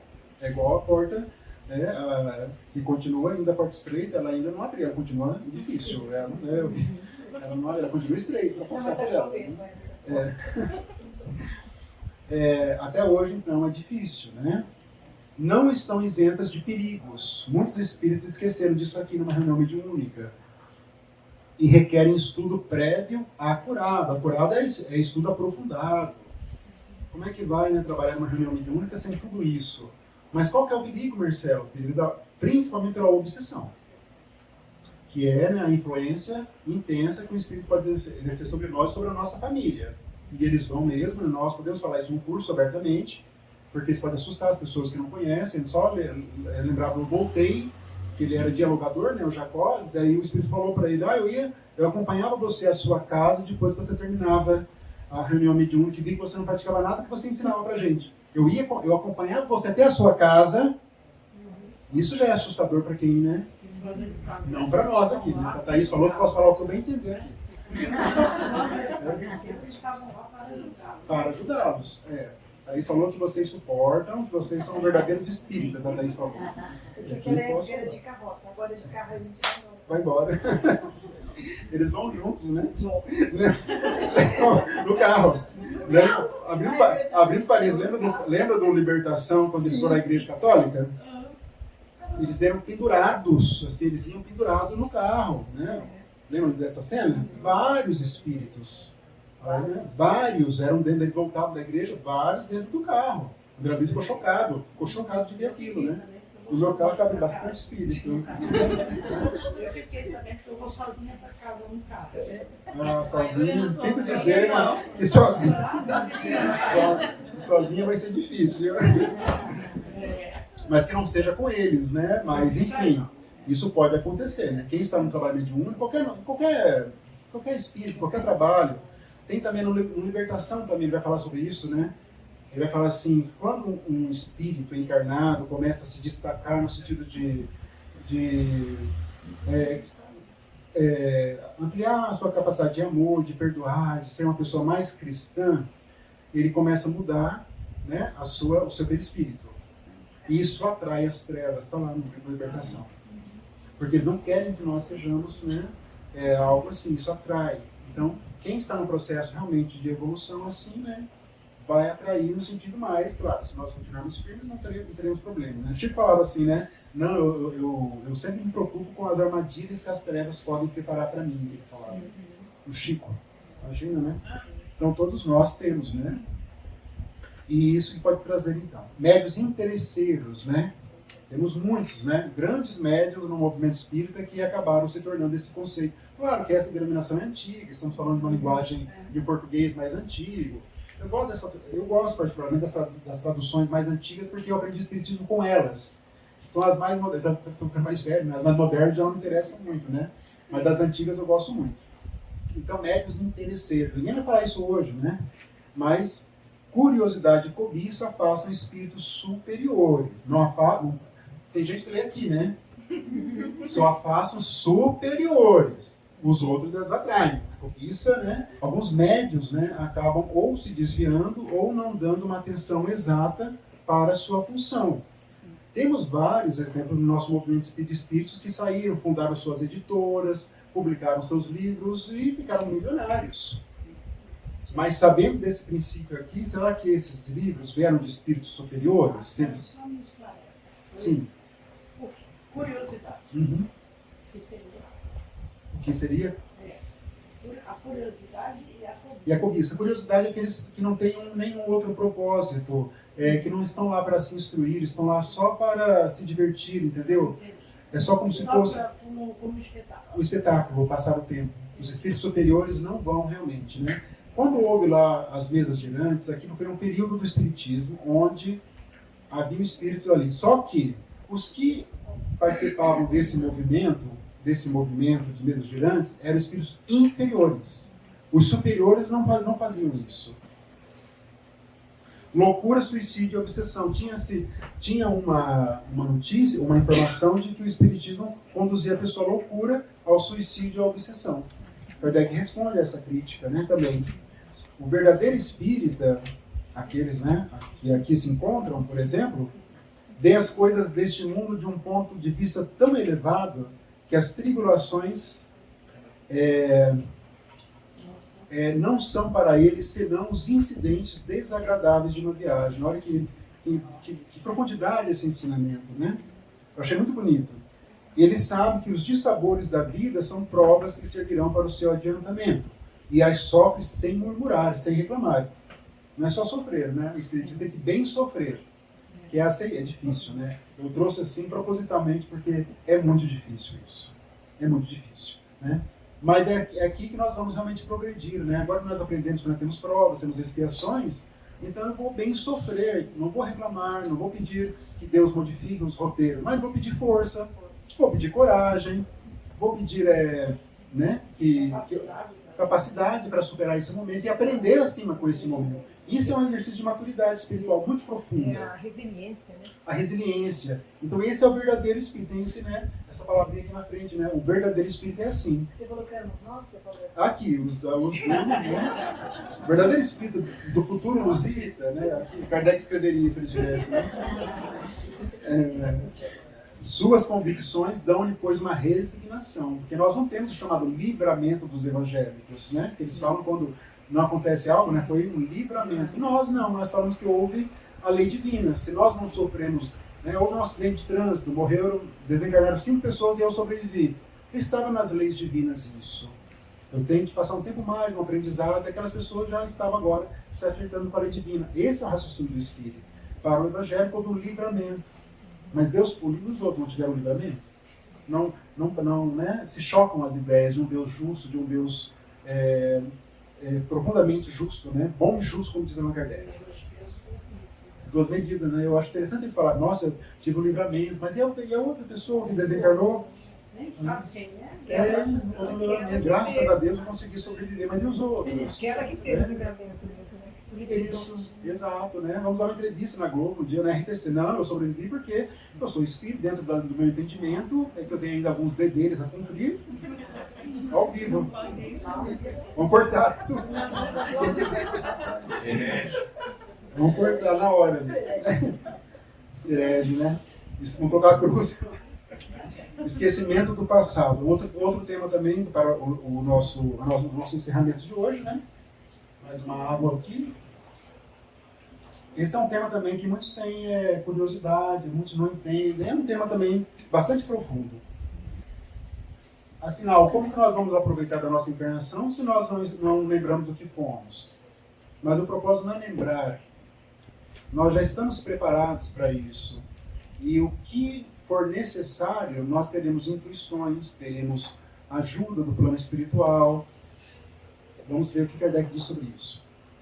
Se em cada uma das suas existências um véu esconde o passado do espírito, com isso nada perde ele das suas aquisições. Olha que interessante isso. Apenas esquece o modo porque as conquistou. A pessoa é muito paciente, por exemplo. E isso não está no livro dos Espíritos. Olha que interessante. A pessoa, né, às vezes a pessoa lá, nossa, a pessoa é paciente, né, ela tem muita paciência. Ela é uma conquista do espírito dela. Ela não sabe como ela conseguiu, ela não se lembra. Mas houve ali experiências que a fizeram ser uma pessoa mais paciente. Alcione. Então, essa daí, né? Esse é o símbolo, né? É o símbolo de renúncia, né? É o símbolo, né? De tudo, né? De virtuosismo cristão. Ela e o Gesiel, né? Que é o Estevão, na minha opinião, são os dois símbolos de cristãos assim verdadeiros, né? É assim que, reencarnando, o homem traz por intuição e como ideias inatas o que adquiriu em ciência e moralidade. Tem criança que tem facilidade na matemática, na redação, mas como assim? Nosso pai gosta de falar, né? Nossa, ele é muito sabido, né? Mas na verdade isso é uma intuição, é um reflexo do próprio espírito, é antigo. A criança é nova, o corpo dela, mas o espírito é antigo. Para nós espíritos é totalmente normal uma criança, o piano, normal para nós. Isso aí é um resquício da sua, né? Resquício, né? A lembrança. Patrimônio. Meu filho de 5 anos conversando com a moça que estava lá em casa, falando, na vida passada, você da vida dela, olhou pra ele, falando assim, mas como vida assim? passada, não, a gente não tem isso não. Daí ele tem, a gente nasce, morre e tal. Daí ela, Deus me livre, ele não fica tranquilo, a gente não. Olha que incrível, com 5 anos. Olha o preparo espiritual, incrível. Incrível. E tem muitos que já são vegetarianos, né? Que já estão repugnando carne, né? Incrível, né? Incrível. Graças a Deus. Esse esquecimento é temporário, porque somente durante a encarnação, quando nós retornarmos, nós lembraremos, claro, de acordo com vários fatores, né? Não é automaticamente que vem essa lembrança, depende de alguns fatores. É um benefício da providência. Olha que interessante essa frase bem forte de Kardec. A experiência só se adquire muitas vezes por provas rudes e terríveis expiações. Então quem se encontra passando por provas rudes, terríveis, é porque vai no futuro, com certeza, usufruir dessa conquista. Entendeu? Cuja recordação seria muito penosa e viria aumentar as angústias e tribulações da vida presente. Se a pessoa lembrar que ela foi um suicida, claro que se ela for espírita e ela se encontra com várias limitações, ela entendendo que pode ser um suicídio, vai ser para ela, na verdade, um alento, mas não um motivo de sofrimento, de angústia. E entra o bem sofrer aí. E isso, o bem sofrer também, né? E elementos de convicção, agora que nós terminamos, então, de convicção da doutrina espírita. Dás-me subida honra, Kardec falando, atribuindo-me esse sistema, o espiritismo, quando ele não me pertence. Ele foi totalmente deduzido do ensino dos espíritos, daquela comparação que ele fazia. Eu vi, observei, coordenei e procuro fazer compreender aos outros aquilo que compreendo. Esta é a parte que me cabe. Profundo, né? Profundo, né? Não é dele o espiritismo, né? Disse a filosofia de Platão, de Descartes, nunca se poderá dizer. E ele falando, a doutrina de Allan Kardec. E isso, felizmente, pois que valor pode ter um nome em assunto de tamanha gravidade? O Espiritismo tem auxiliares de maior preponderância, ao lado dos quais somos simples átomos. O Espiritismo realmente é de origem, né? É de origem divina, né? E sobre as sociedades espíritas, só vou ver aqui. É uma sociedade científica, a sociedade, pelo menos de parisiense. Hoje nós não temos mais esse perfil, mas é só para nós lembrarmos o que foi um dia a Sociedade Parisiense de Estudos Espíritas. Isso não impede que um dia nós teremos também esse lado científico, né? É uma sociedade científica, como tantas outras, que se ocupa de aprofundar os diferentes pontos da ciência espírita e procura esclarecer-se. É o centro ao qual convergem ensinos colhidos em todas as partes do mundo, e onde se elaboram e coordenam questões que se relacionam com o progresso da ciência. Ele colocou esse lado bem técnico, digamos assim, da Sociedade Espírita de Paris. Só vou ver aqui. Isso, esse é o último mesmo. Interdição do Espiritismo. Se fosse impedido o Espiritismo. O Espiritismo não tem sua fonte entre os homens. Ele é a obra dos Espíritos, que não podem ser queimados nem encarcerados. Ele consiste na crença individual e não nas sociedades espíritas, os centros espíritas, que de nenhuma sorte são necessários. Interessante, né? No sentido de convicção. Não preciso de um centro para eu me convencer. Preciso para podermos trabalhar, podermos estudar, aprendermos juntos. Mas para eu me convencer, não preciso de um centro. Né? Se chegassem a destruir todos os livros espíritas, os espíritos ditariam outros. Então esse é o finalzinho, o nosso encerramento. E nosso próximo encontro, vamos finalizar o capítulo com o diálogo com o padre. E depois capítulos 2 e 3, que são também alguns pontos principais do Livro dos Espíritos. Como vocês viram, é uma revisão mesmo de toda a doutrina, não tem nada de muito novo. Claro que cada um está num ponto da doutrina, alguns estão mais aprofundados, outros estão começando na doutrina, mas é uma teoria geral do Espiritismo. Nosso tempo já passou.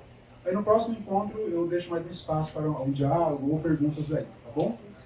2026 você volta de novo, só esse aí. De novo, só isso, claro.